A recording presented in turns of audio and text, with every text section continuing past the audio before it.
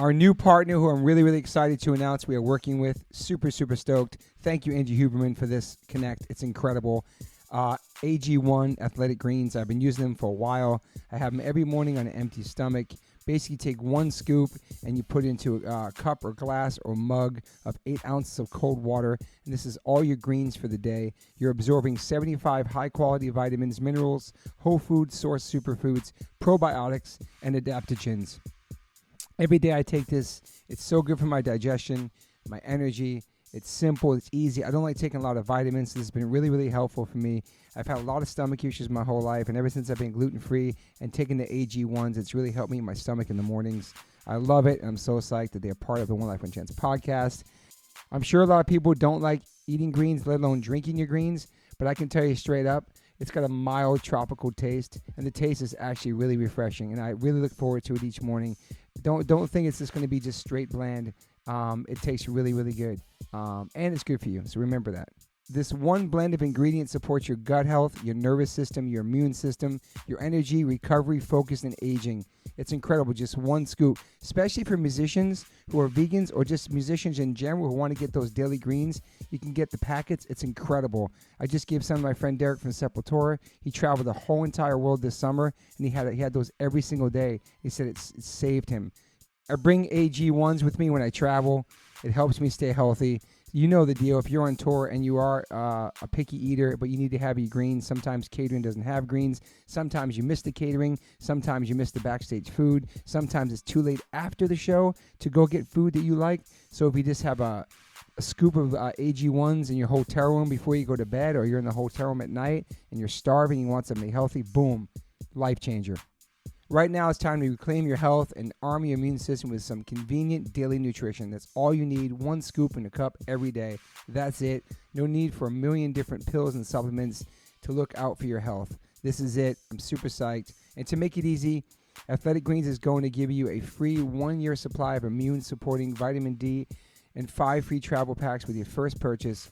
All you have to do is visit athleticgreens.com/OLLC. Again, that's athleticgreens.com/OLLC to take ownership over your health and pick up the ultimate daily nutritional insurance. This is incredible. I love it. It's just basic greens. For me personally, this has changed my life tremendously. I'm not a junk food vegan. I don't eat a lot of fake meats, so I'm strictly greens. And this has been a wonderful, wonderful new addition to my life. So once again, visit athleticgreens.com/OLLC. and get 1 free year supply of immune-supporting vitamin D and 5 free travel packs with your first purchase. athleticgreens.com/OLOC. Yo, Liquid Death, thank you so much for hydrating all my guests, taking care of me and my family and my friends. Love your water, love your brand, love what you stand for, love what you give back to the community. If you want to learn more about Liquid Death and how it started, listen to episode 115 with the co-founder, owner, and creator of Liquid Death, Mike Cesario. Just a punk rock skateboarding kid from Delaware with a dream. It's an incredible story, incredible journey. So if you go liquiddeath.com/Toby, you get free shipping on any items you order from liquiddeath.com. And if you want to get water, Liquid Death water, go to amazon.com. But for merchandise and other things that's not water, go to liquiddeath.com/Toby and get free shipping. Thank you so much, Liquid Death. Death to plastic, murder your thirst, stay hydrated. You know H2O saves lives. Welcome to the One Life One Chance podcast. I'm your host, Toby Morse. Today we have a very, very, very special guest, Mr. Rick Rodney. Thank you for being here. Thank you for having me. This is so cool because, like my favorite part of the podcast is that we've known each other for many years, played shows together, seen each other, had conversations, never really hung. Yeah. You know, we know a lot about each other from the music, from the world we're in. But now you're in my kitchen. Yeah. And you brought me some cookies, so thank you so much. It's a nice kitchen. Well, thank you. Where are those cookies from? They're from Amara Kitchen, which is a little sort of independent restaurant in Highland Park right by my pad. Oh, nice. Highland Park's cool. Yeah, it's tight. Damn, I used to go a long time ago before. It's like the vegan mecca, too, over there now. There's so many things. It is. Like on any given day on like York Boulevard, you can find like the best sort of vegan food. And, you know, it's awesome. A lot of people start out there and they kind of move on and get restaurants. And you know Kitchen Mouse? Of course, yeah. Yeah, that's Erica Daking from F-.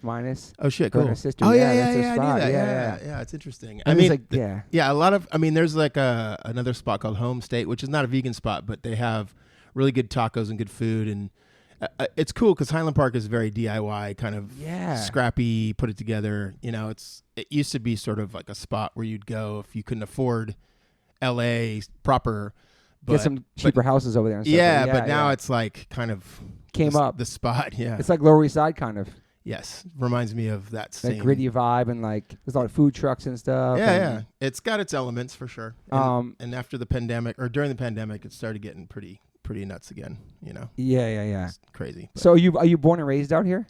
I was born in San Fernando Valley, or in San Fernando Hospital, and then I was kind of lived in sort of the valley as a kid, and then my parents moved us to Moore Park. Oh yeah, I know Moore Park. Yeah. So I grew up, like my teen years, I guess, was in Moore Park, and then that's where I met like all my band guys and stuff. Yeah. And how was it growing up there? Like, how do you have siblings? I have two brothers. They're younger. It was cool. Like in hindsight now, I get it. Why my parents did it, but at the time I was like, get me the fuck out of here. You know? Yeah. Like, were your parents strict? Not really. I mean, they tried, but you know, I think I was like a pretty decent kid in terms of like, I was nice, you know, but I didn't follow like what I was supposed to do. Yeah. We get in school and stuff? I was terrible in school. Damn. I ditched and I Just dropped didn't care. out. Yeah, I didn't care. You dropped out? I dropped out in like 10th or 11th grade. Yeah. Wow. Yeah. Were your parents tripping on that? They're bummed. They're bummed. But I was straight edge, so they were like, Yeah, "Oh, there that's you like go, the yeah. payoff," you know, like that was the thing. So it was like most of them, you know, growing up in that environment, I'm sure a lot of people can relate. I mean, it's like a very sort of like typical story, I think, for like punk and hardcore kids. But you know, Southern California suburb, very angsty, skateboard, that kind of thing. Yeah. And yeah, I mean, I got into punk. You know, first it was metal and all that shit, and then it got into punk. Did you have long hair? No, I had like long bangs, you know, like the skate cut. Yeah, like the Kevin Staub or something like that. Yeah. Caballero. And yeah, I had that for a minute. I was really into the Misfits, of course. Yeah. You know, it was like... Is it through friends you got into it, the music? Yeah, I mean, I got it. I have to say, I probably got into punk through Thrasher magazine because I was skating first. Yeah, skate rock and all that shit. And skate rock, and then there was like the Sam Hain issue or Danzig issue. I think it was like 87, and it's like him on the cover, and he's got his like devil's lock, and it was just like, whoa, who the fuck is this dude? Like this is insane. And then there was like, I think there was another one with like photo of Cro-Mags playing CBs or something. And I was like, this is fucking crazy. Like, what is this shit? So that, and I didn't know the music or anything. I was still kind of young or didn't have access, I guess, more like it. I mean, we didn't have a record store in Moore Park. We didn't really have anything in Moore Park. And there was a record store in the city over called Best Records.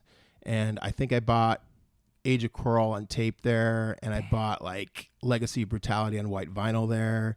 And, you know, it was like kind of the starter pack, you know. Yeah, you get like your Minor Threat record, your Dead Kennedys, all that shit. So yeah, so it was like back then for us, because now it's like so diverse with the soundtracks to like the skate videos and stuff. Mm. It was strictly punk. Yeah. And those Bones Brigades, all those, man. It was like, then the skate rock compilations, that's how I heard a lot of that music, you know what I mean? It was aggressive, you could skate to it. Yeah. I think you can order those through the magazines and stuff. It'd take weeks and weeks to get something in the mail. Yeah, it was cool. Yeah. Now it wasn't like, oh, let me YouTube it and just and know everything about it in 2 seconds. And now, like, if you order something, I know because I do orders, like, you do a pre-order, then the next day it's like, where's my shit? It's like, no, dude, it's pre-order, you have to wait. You know what I mean? Right. Pre-orders is kind of the rad thing, though, because it does give you that like, oh, it's coming. I can't wait. Like, you know, when we were, like living in where we lived, it was like myself and maybe 3 other kids that I was friends with, you know, that were into the same shit. Into punk or into skating and all that. And so, yeah, you'd mail away and like,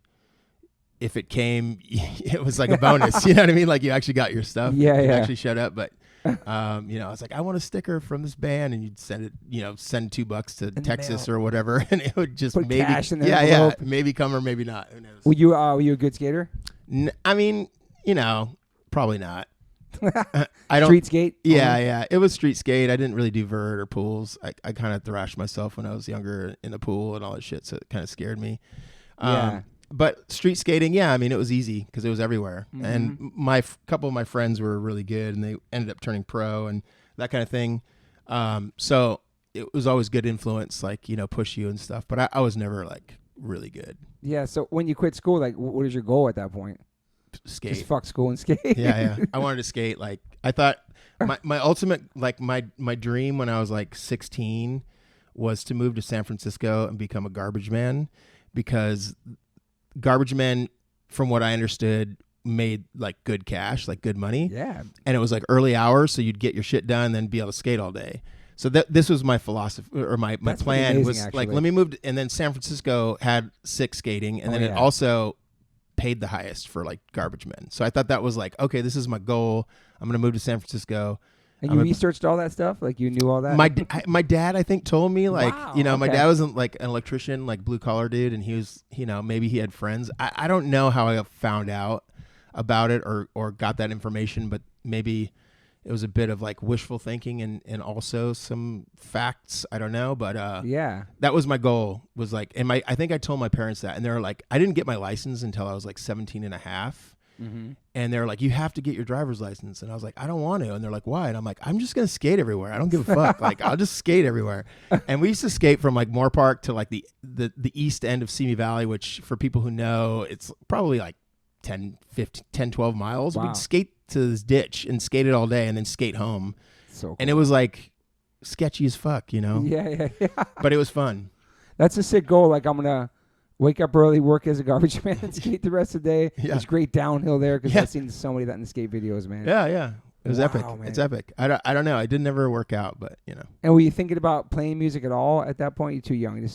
I was pretty young. I mean, this is probably 15, Okay. 14, 15 when I started this plan. So I hadn't dropped out of school yet, but that was like my goal. Like, I'm going to, quitting school wasn't really in my brain yet. I had no idea. It was just like, I'm just getting through. Like, I would ditch school. I'd go drink with my friends in the wash. We'd have like beers and shit. And, I was from a double parent household. Like, so I had my mom and my dad. And so I had like, my mom would keep an eye on me, and then my dad would be like the enforcer. So if I fucked up, my dad would come home, and he would just he was awesome. Both my parents are rad. I love them to death, but they were like, old school, like got the belt, that kind of shit. Yeah. Shit that does not happen these days. No. And so I can't even think about that being a parent now. Like, oh my, you think about it, I'll get in trouble. And that was so normal back then. Like, yeah. I would get spankings, quote unquote, all the time. Yeah, my mom would open hand smack me and my brothers with her hand that smelled like fucking Virginia Slims, because she smoked all day. Open hand smack. Oh man, just all that shit. But that was normal. That wasn't anyway. But go ahead. And it wasn't. I mean, I guess it's abuse, but it wasn't like something where there weren't like my dad. I remember my dad would hit me with the belt.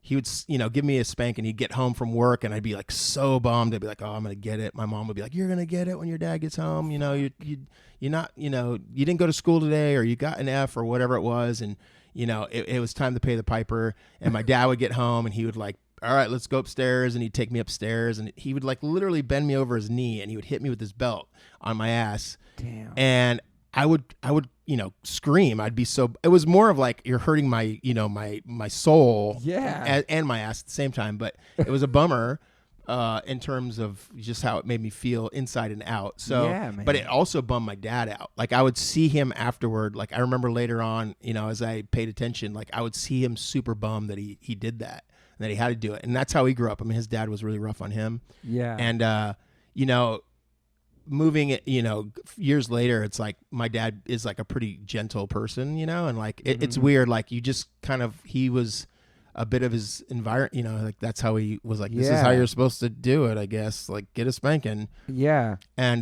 my mom, I remember I was like, I think I was 12, around that age, and I pissed my mom off because my brothers and I would get into a fight. We'd fight all the time. Like, my middle brother and I would always fight, and she was pissed at me, and she hit me with a fucking spoon, a wooden spoon, and it broke. And I started laughing, and then she started laughing, and that was it. That was the last time I ever got like a spanking or anything. Wow. But then, from then on, I was like, oh, I can get away with whatever. I'm good. Yeah. And it's crazy how we break that cycle as parents, as we are, that we don't want to repeat. Like, we don't want to hit our, it happened to us. You know what I'm saying? Like, and just till we change it up. You know what I mean? I mean, I think this world is pretty fucked up. We don't need to be hitting people or kids anymore. I mean, life will hit you, enough. No. I think it's yeah. I mean, having kids now for sure is like for you and for me. I think it's you kind of have a new perspective on shit. Especially how we were raised, the music we get into, and just everything, lyrics, just everything. Yeah, our surroundings, you know. I mean, it's interesting because I remember like at 15 listening to bands like MDC and Dead Kennedys, like more political, politically driven hardcore and punk, and just being like, oh man, this shit is fucked up. The world's fucked. Like, my grandpa uses the N-word a lot and like says all this fucked up shit.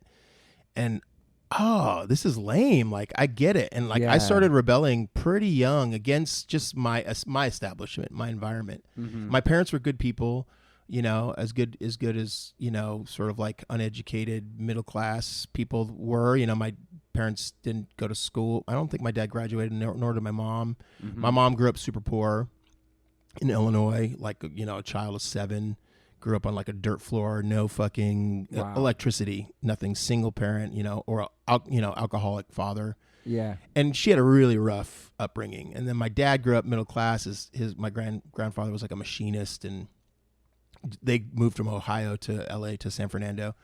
And, it was just like a different time. And then I got in, and I think I could have easily ended up that way, similar. My dad was cool. Like my parents were cool. They weren't like their generation or their parents' generation. They had kind of evolved. I mean, being a product of like maybe the 60s and 70s a little bit or whatever, had kind of opened their minds a little bit. But,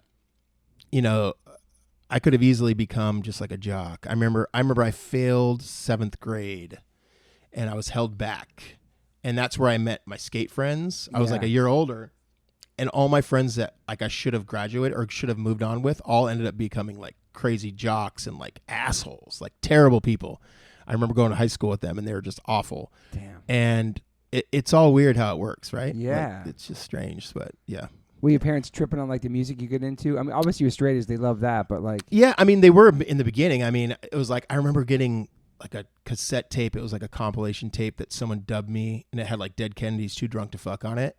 And I would like go into my bedroom and listen to it mad low, like super low volume, and like put my head against it because it was like Too Drunk to Fuck. I was like, oh my God, they're cussing. It was so gnarly. And before that I was into like Sabbath and Iron Maiden. I would spend all day trying to draw like the cover of like Number of the Beast from Iron Maiden, and my parents were like, "Oh my God, he's a Satanist." It was like when that time when it was like, "Oh, kids are killing you, gonna kill you because they're into like AC/DC, Ozzy or whatever." So it was like such a weird. I mean, I would kill for that era again, like of that kind of problem of like, oh, you're gonna censor my music. Like now it's just like, whoa, like people are out of their minds. It's like, whoa. So when you quit school, do you start working a job or do anything like that? Yeah, I did. I worked for my dad for a minute. He had his own business, and I worked for him, and he paid me like more than he should have. And I was like, this is bitching. Like I'm stoked. I'm gonna be like skating, going to show. I started going to shows. And so, I was making like $12 an hour, and I was like, I'm killing it right now. This is awesome. But it was like the worst work ever. Like I would. What kind of work was it? He owned an electric. He had a partner, and they owned like an electrical contracting business. Okay. And they used to do all the gas stations. So like anytime Chevron built a new gas station, they would go in and do all the electrical on it. Yeah. And they called it a ground up.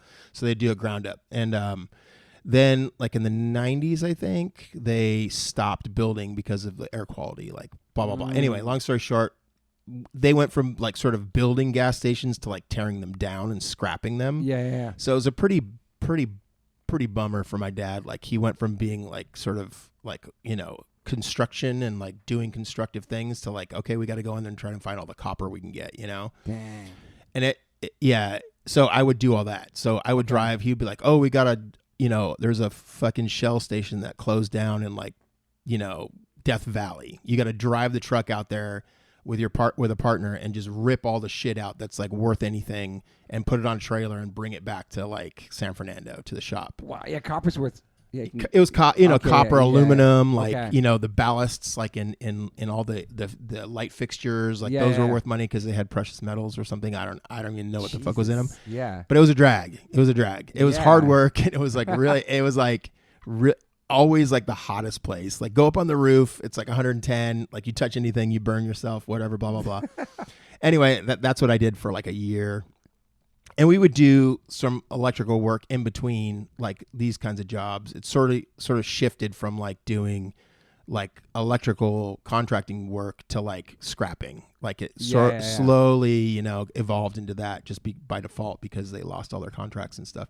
Anyway, so yeah, I worked doing that, and then I got into there was a store in the mall where we lived, a city over. It's called JMR Chalk Garden. It was like a fashion store. They sold like Diesel and Betsy Johnson and Fucked and Fresh Jive and stuff like that. And so I got a job there, and I thought I was so cool. I would like play I would play like Integrity on like full volume in the store, like super loud, and I wore X's to work, and and people were like, "What the fuck? This is so weird." And I met a lot of my friends that way. They came in and they would be like, "Oh, dude, you're listening to some cool shit, like, you know, Agnostic Front playing or whatever." And they'd be like, "Holy fuck, this is cool!" Like, and I'd be like, "Yeah, buy a fucking shirt, bro." Like, you know, it was like it was such a weird existence, but so that got me into like retail and fashion and that kind of shit. And so I went from there, and I worked for Diesel after that, the company. And then I quit that, and then I moved to, you know, New York. I mean, you know, you went to New York? I moved to New York for like a summer. It's for fashion? Yeah, I was going to work for Diesel out there. No, I was working for Diesel in LA at the showroom. I met, what year is this? It's like 97, 96. Diesel was the shit back then. It was cool. Yeah, it was cool. I mean, I knew the rep, and he was mad cool, and it was like cool to see a rad product that he was super down for. You know, in hindsight, it's just like jeans and whatever, but it doesn't matter. But when I was younger, I was like, whoa, this is so cool. Like the history of it and denim and like, you know, the Americana factor and like 501s and the whole history of stuff. Is Diesel still around? I think so. I don't know. Yeah. I think they kind of like made a little bit of a comeback. You know, maybe it's changed hands. I don't know. Yeah. Everything's owned by some big company now, you know. Yeah.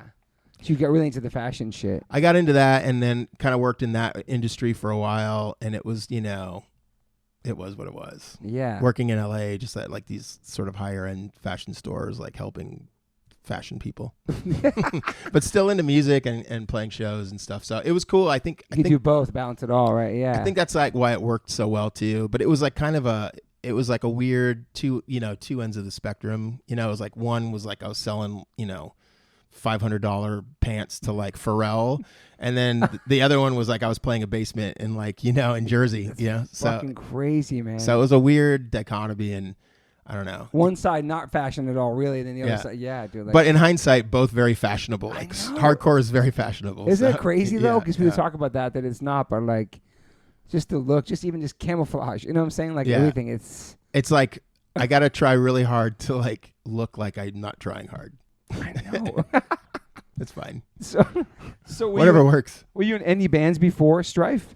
I was in my first band, real band, was called the Monster Club, and we were like a Misfits kind of like knockoff. And it was with the dudes from that band Still Life. They ended up, when I left to start Strife, which was first called Stand as One, that was the name. It was like I met Andrew and Sid at shows.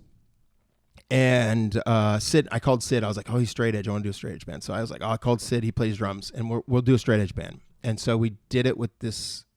So Monster Club was the first sort of band that we did. It was kind of like like kind of punk, you know, sort of Misfits, you know, inspired. And I quit that to do Stand as One, and those guys changed their whole vibe and became Still Life. Which, you know, is like I think a pretty amazing, you know, band still to this day. I love them. And highly influential in sort of the 90s and all that shit, and like emo and all that thing. And so then I met Sid and Andrew, and I was like, oh, let's do a band, Sid. And he was like, sure, you know, let's do it. And then we had a dude who was like this stoner kid who played guitar, and then this younger kid named Scotty Collin, who was like a little straight edge kid, and that's how the band started. And we were called Stand as One. And, you know, the guitar player was cool dude, homie, all that shit, but he wasn't straight edge. So I was like, sorry, bro. He got, you know. So he wasn't down to even try to be straight edge? No, no, dude. He was committed to his life, his lifestyle. And, you know, it was cool. We were friends, and it was a mutually, you know, amicable sort of like split. And then Andrew started playing guitar, and Andrew didn't really know how to play guitar. He was like a 15-year-old kid or 14 or something. Damn. And he had a BC Rich, like, I don't remember what the model was called, but it was like this like metal fucking crazy metal looking guitar. And like, that's all he had. And oh man, it was a rocky start for sure. Yeah, it's still rocky. We're still here though. Yeah, crazy. I mean, but did you guys start playing shows without any music out too? Just trying to get your name out there? Yeah. I mean, like anybody, I think we just were psyched on the music. Yeah. And you know, in our area, it wasn't like Orange County or like New York or like, you know, the East Coast. The East Coast was like the Mecca, right? Like, you know, it was a place that we were all aspired to like go to, and all the music we really loved came from there. You know, and there was some bands on the West Coast that we really dug too, but like the influence really came from a lot of the New York bands. For Strife? Like East Coast bands anyway. And was Earth Crisis around then too? They started around the same time we did. Okay, that's right. Yeah. But I mean, you know, we knew at the time, we knew it was like right in front of us. So it was like a lot of Orange County bands, like Outspoken was a big band that we'd go see. Undertow from Seattle was a band that we'd played with, and bands like that. So those are the shows. Inside Out, you know, and then like Judge would come through, and like Killing Time and Sick of It All and stuff. And so we'd go see those shows, and they were super small, you know, like a little Spanky's Cafe or whatever in Riverside. And it was rad. I mean, you may have been on tour with some of those bands. Probably Sick of It All for sure. At the time. So, so it was cool. Like, and you know, we'd drive 3-4 hours to go to a show, and we'd drive out in like carloads. Like we had a crew. It's cool. So, you know, where we lived, which is the Conejo Valley, basically is what you call it. It's like Moore Park, Thousand Oaks, Westlake, Agoura, Newbury Park. There were like straight edge kids all in that area, and like hardcore kids in general, but we were like super tight, and we would just mob out to like everywhere we'd go. So we'd come with it, like a lot of energy. Kids were super psyched, and we would just get down. Yeah. But it was like positive, you know, we were like, we weren't there to fuck shit up. It wasn't like a crew, like, you know, the 90s got. And, but as a band, like we were just playing, and we would like play in our friends' like living room and practice like after school. Like I would ditch my school, and I would go to like Westlake High School and hang out with Sid in like his English class. And his teacher would be like, "What are you doing here?" And I'm like, "I just came to hang out with Sid." And he's like, "Well, at least you're in school. You can hang out." So I would hang out there. In classroom. Yeah, and hang out with Sid in his class, and I would ditch my school. But anyway, like, so we would play, you know, and just jam and have fun. And it was like, you know, just fucking fun. And it was just for fun. And then, you know, we played our first show, Stand as One, or our second show. It was like at the Red Barn in Chula, or in Isla Vista, which is where like Kent McClard and Ebullition Records, he would do all the shows there for the most part. And they'd have a lot of good shows there. And I think we played with like, I can't remember what the show was. I think Undertow played, and could have been Reason to Believe or Downcast or something. I can't remember. Andrew would know. Downcast, wow, yeah. Yeah, they were sick. They were so sick. And we played so terribly. Like Andrew had bought a Les Paul, a guitar, and it was like fucked up. It was like all glued together. The neck, I don't know. He was on this podcast. He may have talked about this, but anyway, every time he hit a note, it would just go super out of tune. And so our whole show was just a disaster. Damn. So after that, we realized like, oh, it wasn't our fault. It was the guitar's fault. And so we changed the name, and I think Andrew came up with the name Strife. So really? So we changed it like that day, like after the show. We're like, fuck this, we cannot go on as this band. We will never go anywhere because of the sound. Like you thought we changed the name would sound different. Like No, I mean we just changed the name, changed the guitar. Fuck it. So that's like, I mean, the first record is 94, so that must have been like what, 92 or 93 or no? Yeah, 91 is when we started playing like seriously. Damn, okay. And, you know, we did all our own shirts and graphics and all that stuff. Went on, like, you know, cool. on Sid's computer. His dad had a computer, and we would sit there and do, like, Corel Draw and, like, bad, you know, bad art. Cool. It was sick. It was cool. Yeah, I think we played, you see, you guys played shows in 91. Wow. Yeah, I don't think we were playing. 94, I think our first show was probably 92 or 93. And it was, like, probably the one in at the Red Barn is Stand as One. And then at Strife, we did a show in Moore Park, actually, at the Moore Park Community Center. There was like a you know, community pool, and Stacy Gucci, you know, Stacy. Yes, Stacy. Yeah. Yeah, her and her brothers and her mom, they lived in this house in this place called Peach Hill. It was like a community, a little like housing community, and they had a a community center with a pool and like a little, rec room. And so we threw a show in there. It was like, I think it was Outspoken, Chain of Strength, us, and I think Mean Season. Damn. Or no, they were called, what was the name of Mean Season before Mean Season? Oh man, I'm going to get shit for this. That's okay. Anyway, they opened and yeah, it was fucking rad. It was so fun. And we couldn't believe that Chain of Strength showed up. We're like, oh my God, this is amazing. They're in our city. This is crazy. Like we thought it was so cool. And yeah, it was a lot of fun. Yeah, it was. Everybody was like welcoming when you guys first started, like all like the no, not welcoming at all. No, because you're from more. We were from 805. Yeah. Like you had to be 714. It was super clicky. Okay, super clicky. Like what's your area? Like literally, we would get like, what's your area code or what's your phone number? And we'd be like 805 and be like, okay. I guess it's like Queens, Brooklyn, Bronx, Manhattan. Yeah. It was different. Yeah. I don't know how it was on the East Coast, but like if you weren't from like Huntington Beach or like that 714, I mean, it's a big place, but that's where all the bands were from. That's where it all started. And that's where the concentration of the music was, like in terms of venues and just overall. So you had to prove yourself. You had to prove yourself. And it was like, I mean, in hindsight, I mean, a lot of people got hit up to play. Like, let me put my band on there. Here's my demo. And it was like garbage, Our first demo wasn't very good. It was recorded shitty and it was whatever. It was a good effort on our part, but it wasn't very good, Like, I don't know if it ever got good.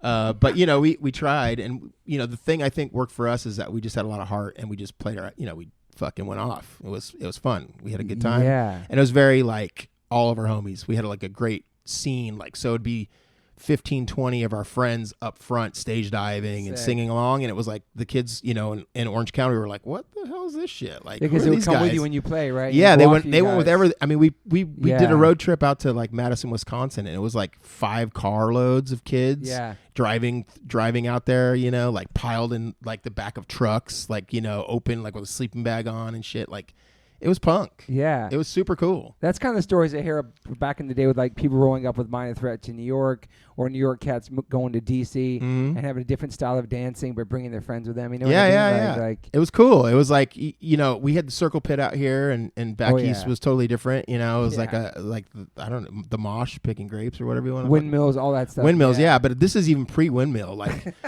like I remember, I think it was like Burn or somebody. Ooh. I saw a Burn video. And it was like Chaka was an amazing dancer. Yeah, amazing dancer. Like, and I was like, holy shit, what is this? Like, I could not believe the style. Everything. Yeah, it was ill. It was like super cool. I really dug it. I mean, and it had a huge influence on us. Like, we'd see these VHS videos of like that shit going down, like the Anthrax or whatever. Like, I'd never been there, never been to CB's obviously when I was a kid. And so you'd see these like videos, and like I remember a couple kids came out from the East Coast.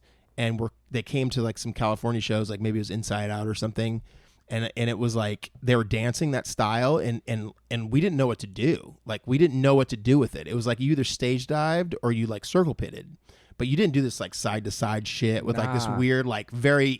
It was like almost like a spirit, like you just said, like almost like a spiritual dance, like maybe Krishna influence, maybe possibly. I don't know. Gingy from Absolution had that style. Yeah, he's a sick motherfucker. Wow, what a great frontman. So like him and Chaka, they had this kind of like. Yeah, it was groovy. It was a groove. It was like it had a vibe to it, and like and it wasn't like it was aggressive because it was like if you're in the way, you're gonna get knocked the fuck out. But it wasn't trying to hurt. It wasn't like jockey. It wasn't. It had like this weird, like emo vibe. That's what it looked to me. I was like, oh my God, it's like super aggressive, but it's like a style. Like, I don't know. It was It wasn't like later on when people would actually just start windmilling and punching people. That got really crazy. And it just became like 90s. Calisthenics. Like, it was different. Like, and I remember we would try. I started dancing, kind of trying to dance that way, and just as best as like a suburban kid from California could do.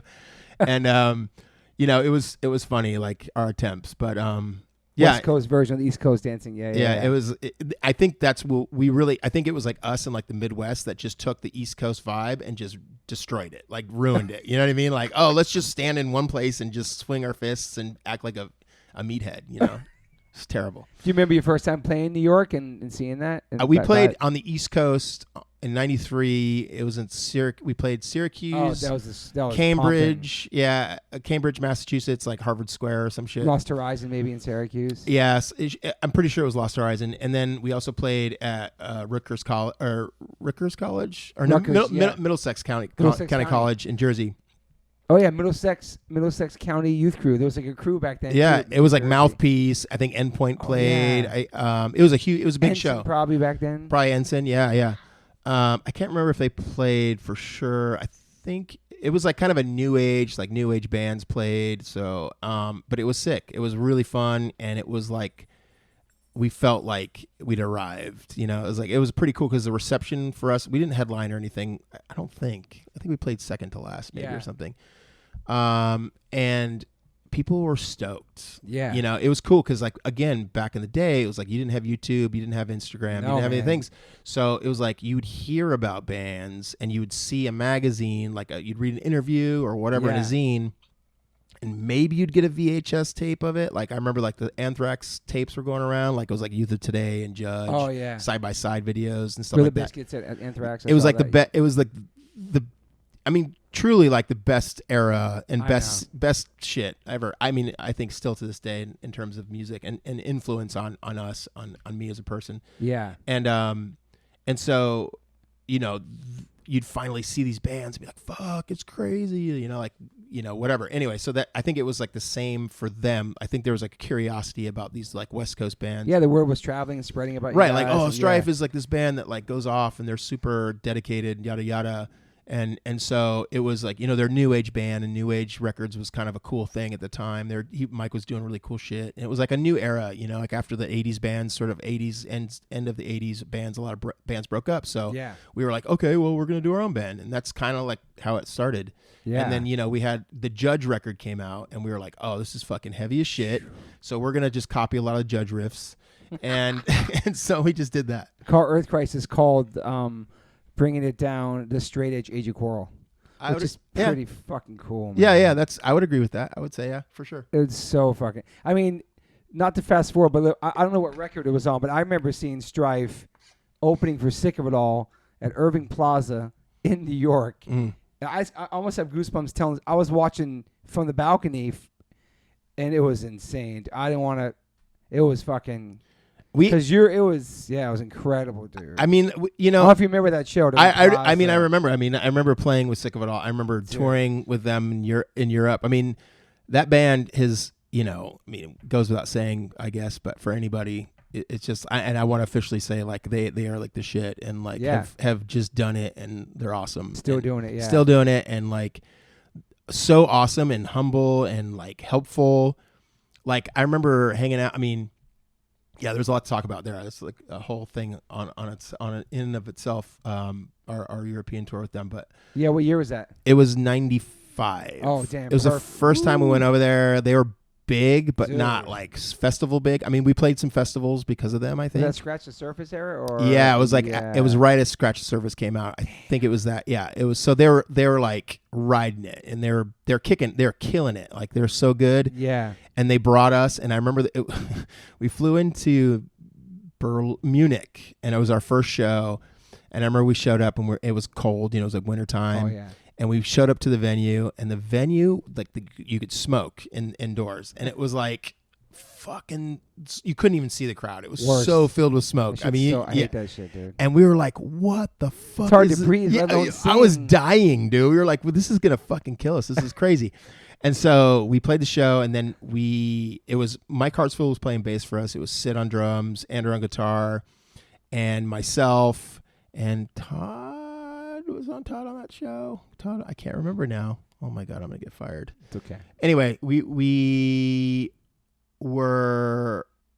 Was your first time in Europe? It was our first time in Europe, and we had to drive from Munich to Berlin, and we had a Class A motorhome. It was like the kind with like the bed over the cab. Yeah.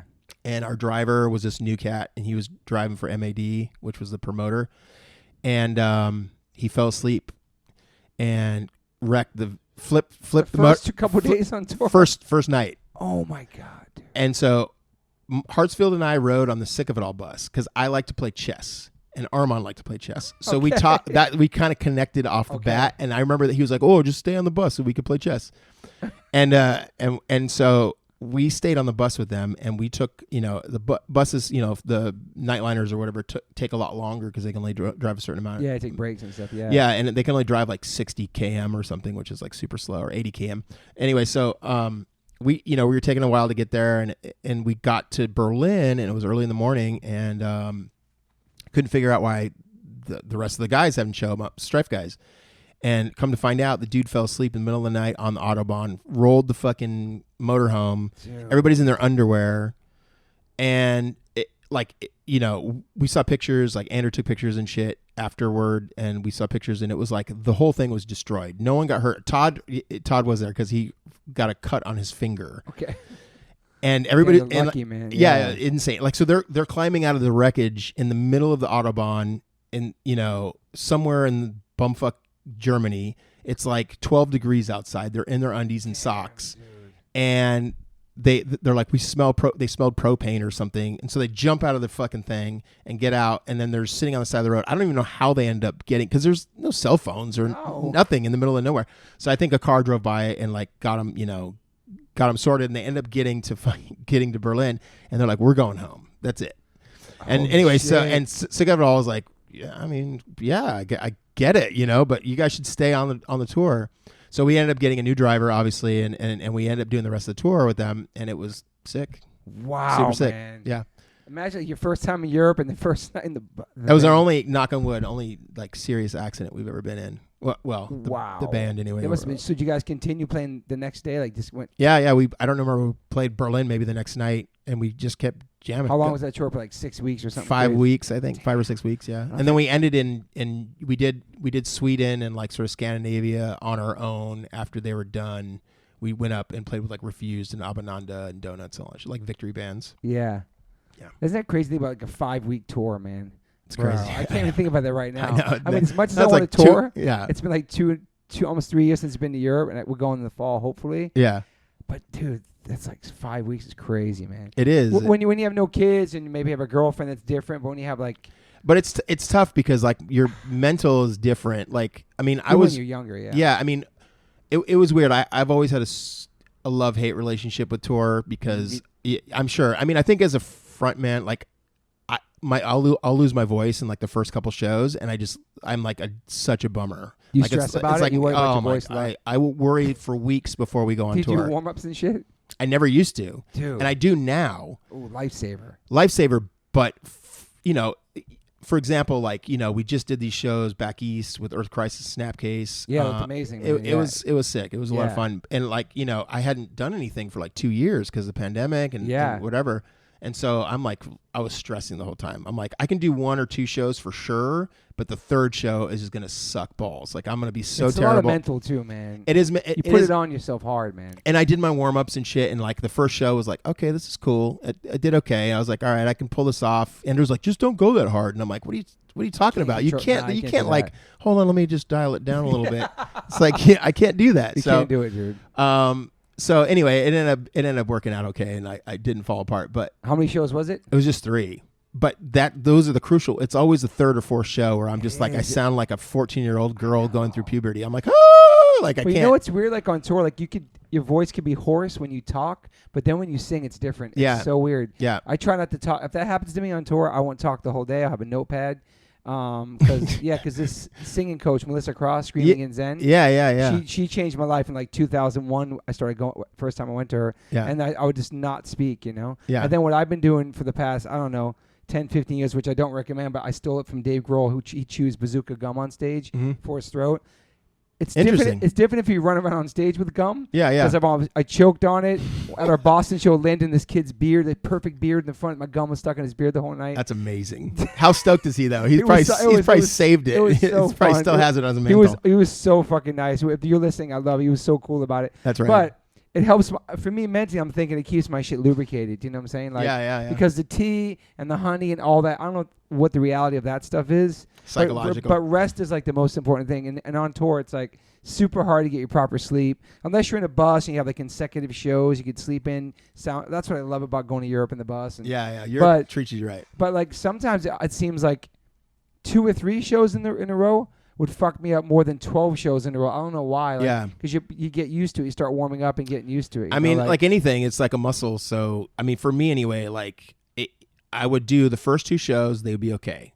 3rd show would start to suck. 4th show would be terrible. 5th show, I would barely be able to do anything. Like you couldn't, I remember some shows, and for our band, it's like my one job is to be pissed and to be angry and loud and like yell. And if you can't do that, you're just like, why am I here? Like I'm worthless. I get really bummed. Do you still feel angry and pissed at this age? Yeah, I'm always. I mean, I'm a pretty negative optimist. Okay. You know what I mean? Like I guess I don't know how you say it. Like I'm a pessimistic. Realist, or I don't know. Yeah. Yeah, realist. I don't know. It's like I definitely find myself, as I get older, to spend a lot more time with just myself and my kids and my mom, my wife, because it's imperfect, but it's what I know, and it's like what I can rely on. The imperfection of it, or the sort of like roller coaster of it, is something I can deal with fine. Like I can be like, oh, my kid shit her pants, and like I got to go deal with it. And, or my wife and I are arguing and we're getting into a fight and like, we're definitely getting divorced. Fuck you. And then the next morning we're like, okay, cool. Like, I'm sorry. We're sorry. It's like that is manageable.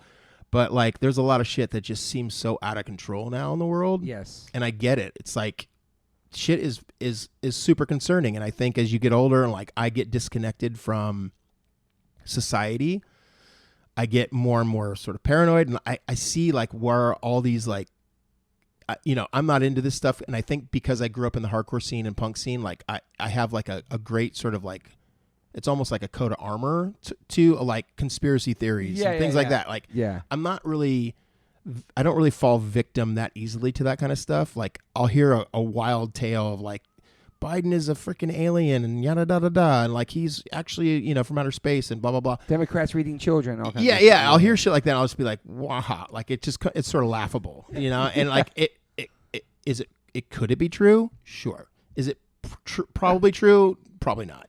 And it's like, where do you get your information from? Your home, your friend, like the internet. The internet, like fuck no. Like you know what I mean?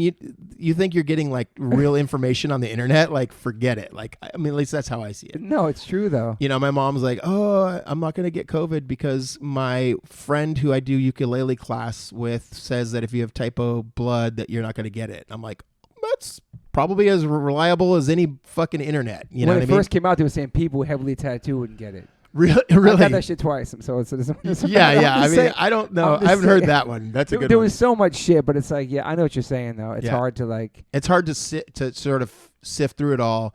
I think when we were kids, I was very focused on like what I was just very, and I think that's probably translated into my adulthood life, but I was very focused on sort of one or two things, like shows and learning about bands and, playing shows and anything related with music and hardcore and like the community of it.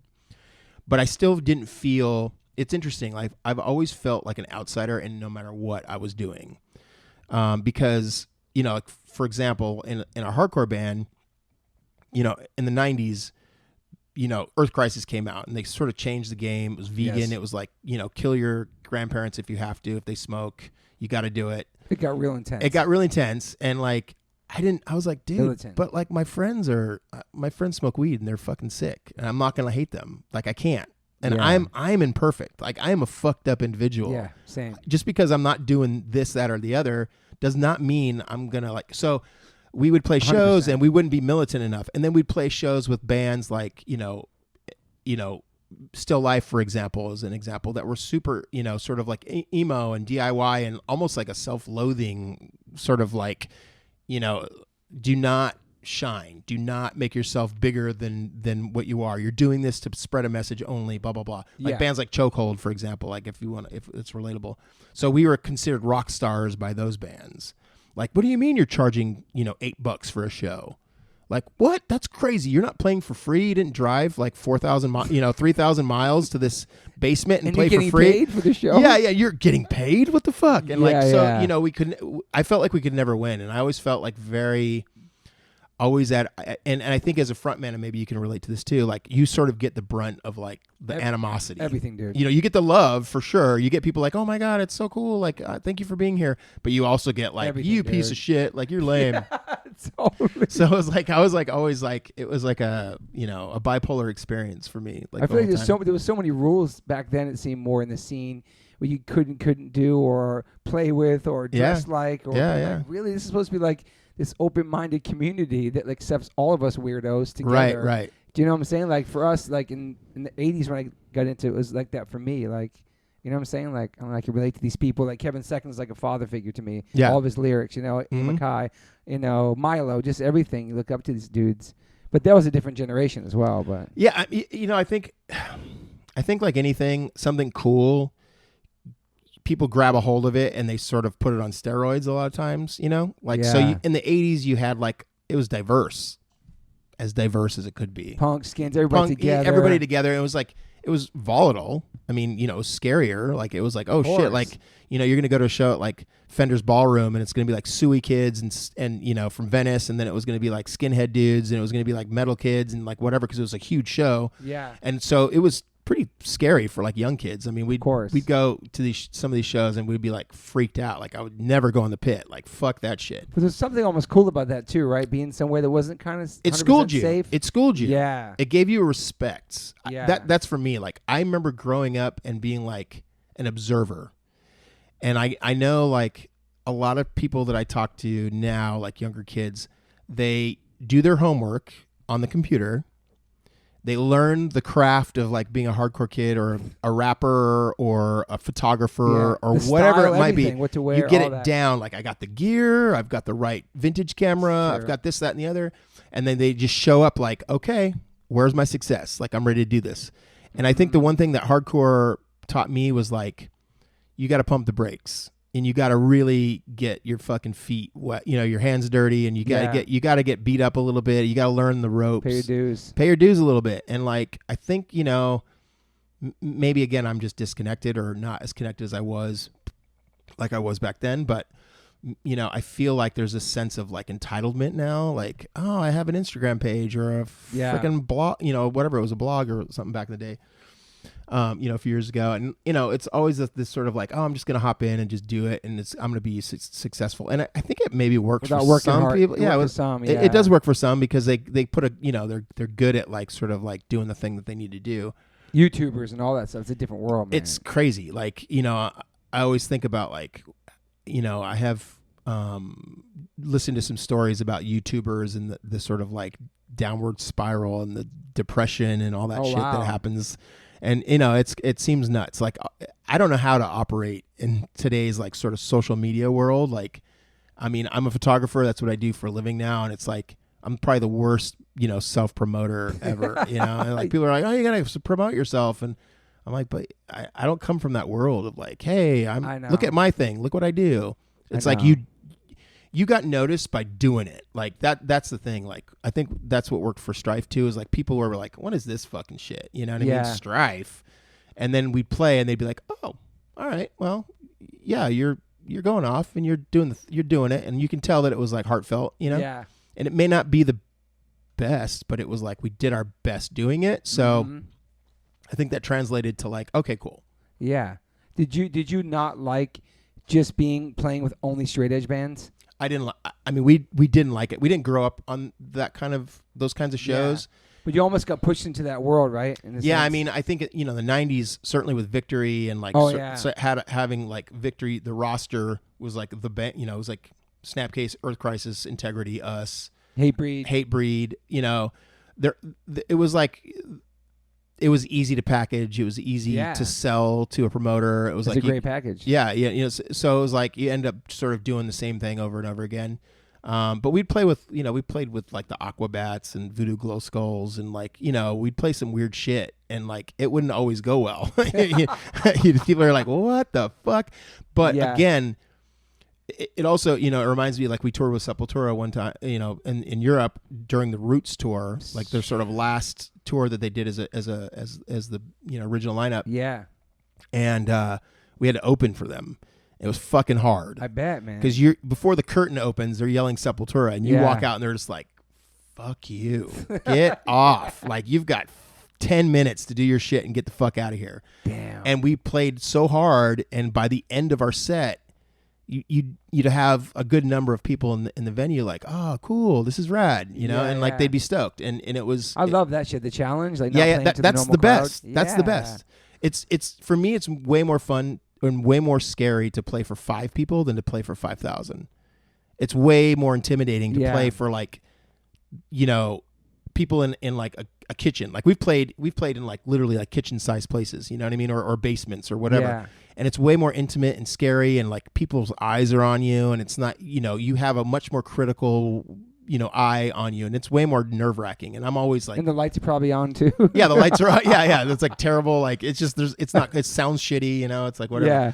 So I'm always like super nervous. I don't know. Do you get nervous before shows? Still get nervous, yeah. I get terribly nervous. Bathroom right before all the time. Oh, dude, for sure. Yeah. Like I get terribly nervous. I'm like, is it going to work tonight? I don't even know. Like, and it's been that way since the beginning. It's a weird thing because you know that you're like, you know that people are there to see you, and you know they fuck with your band, they know they like your music, but still, it's like, it's not, I don't know if it's insecure. I don't know what it is as being like a singer or a frontman. It's just, I don't know. It's like, even if it was the greatest show, you could be like, oh man, I think it was so good. The crowd was so good, but you're like, I don't know, we weren't so good. Like, yeah, like I fucked up on this song, like, but nobody heard it. Yeah, no one cares. Or maybe you, or maybe somebody in the band. You know, yeah, it's like, yeah. But the band, I mean, my band doesn't care. Like we're all like, we just bust each other's balls, like regardless. Like we're still like 15 years old, like with each other, which is rad. Yeah, you have fun. Don't take yourself so seriously, and you fuck up. Like, who cares? I know. Have a good, like, first and foremost, the best thing about hardcore for me is like having fun.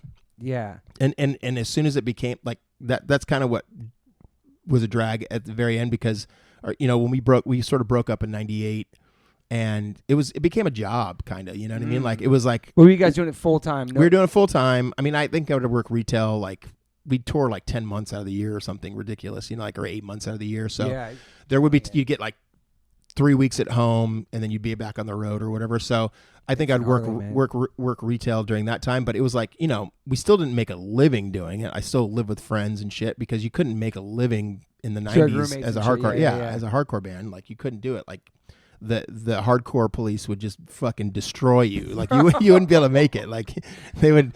We played in Jersey one time. You can't do what you love, man. You yeah. You can't make any money from it. No, you can't. But I can talk a lot of shit and become like a fucking lawyer, and then, you know, whatever. Isn't it so crazy, man? Yeah. It is what it is. And then if you sell out, you just do like just the labels you're on. It's all they really cared about that back then. Yeah. I mean, I get it though, because, you know, also people bummed you guys were on Victory. Yeah. Damn. Like we played a show, I think it was in Connecticut or Jersey one time. Again, Andrew would know all this information. He's like he's like a sharp hardcore story. He knows all this shit. He knows everything. It's like, he's like, oh, I was wearing like yellow laces and one shoe on that show in 94. It was like December 7th, and it was, he's insane. I am envious of his memory, or also probably stoked that I have not a great memory, but we played a show one time, and these kids like made these shirts like, you know, sell out to the bank or something. It was like Strife. Oh, I think he said that. Yeah. He's probably talked about. Andrew has one. He says he probably has one. Yeah. It's so sick. And I was like, you spent your own money or whatever, even if you did it for free or whatever, you still spent money. It's effort and money was made to make these fucking shirts, and it's just so funny that we were just like, and it.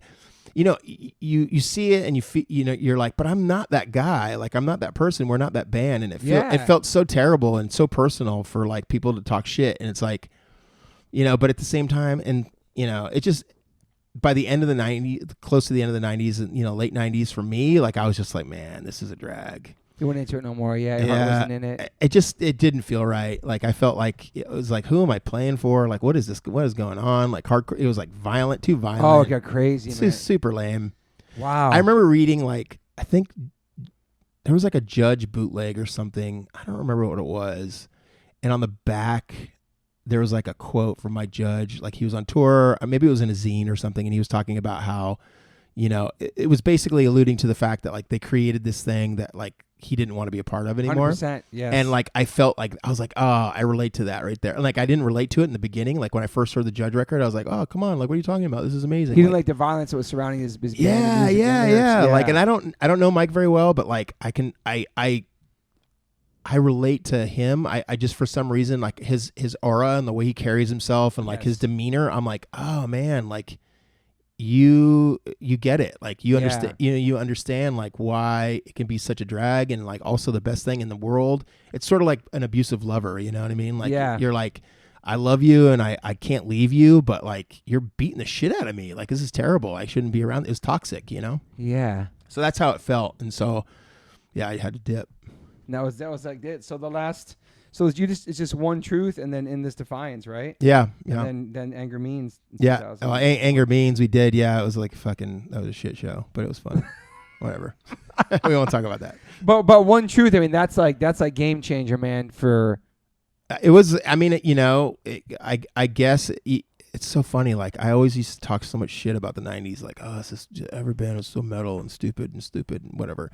But we were that band. But now I have a new appreciation for it. I'm like, oh, this shit is actually really cool. Like a lot of bands in the 90s were really sick. It was fun. Yeah, man, it was a time. It was like people like took this thing from the 80s and like they took it and they kind of created this new thing, you know what I mean? Like, and it evolved and now, you know, it's something different. Still like, evolving and still different sounds for it now. Yeah. And like now you kind of talked about it in your podcast and stuff, like bands will just bring in different influences and like, it's cool. It's like, it's kind of how it's supposed to be. Like, you know what I mean? Like, there's no way you guys would just listen to hardcore the whole time. No. We were super, I mean, hip hop, everything. Yeah. We listened to everything. Like, you know, all kinds of shit. Like I was really into Scott Vogel and I really share an affinity for like post-hardcore and like emo bands, hot water music, stuff like that. Like I listen to hot water music like nonstop on repeat on my headphones driving for like 12 hours, like on tour. Like that's all I listened to. Like Mineral, you know, that band Mineral was really good. But I think kids just think that like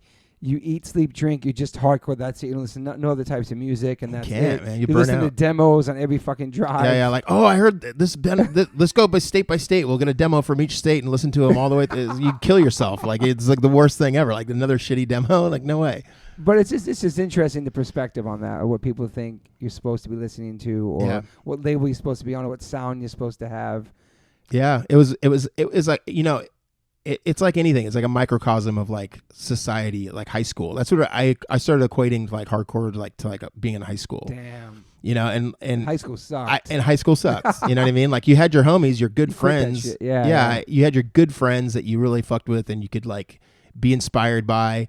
But then you'd step out of like your little comfort zone and it would just be, oh man, I'm getting thrown over the railing again, or like this drunk jocks, like, you know, manhandling this person over here, you know, just terrible experience. Did you feel like you had to live up to a certain type of person being in Strife or not? Yeah, I mean, to a certain extent, I think. I mean, I think for the most part, you know, in hindsight, like there was definitely parts of it like that were that way, but for the most part, like we kind of dressed the way we wanted to. Yeah, we kind of like did the music we wanted to do.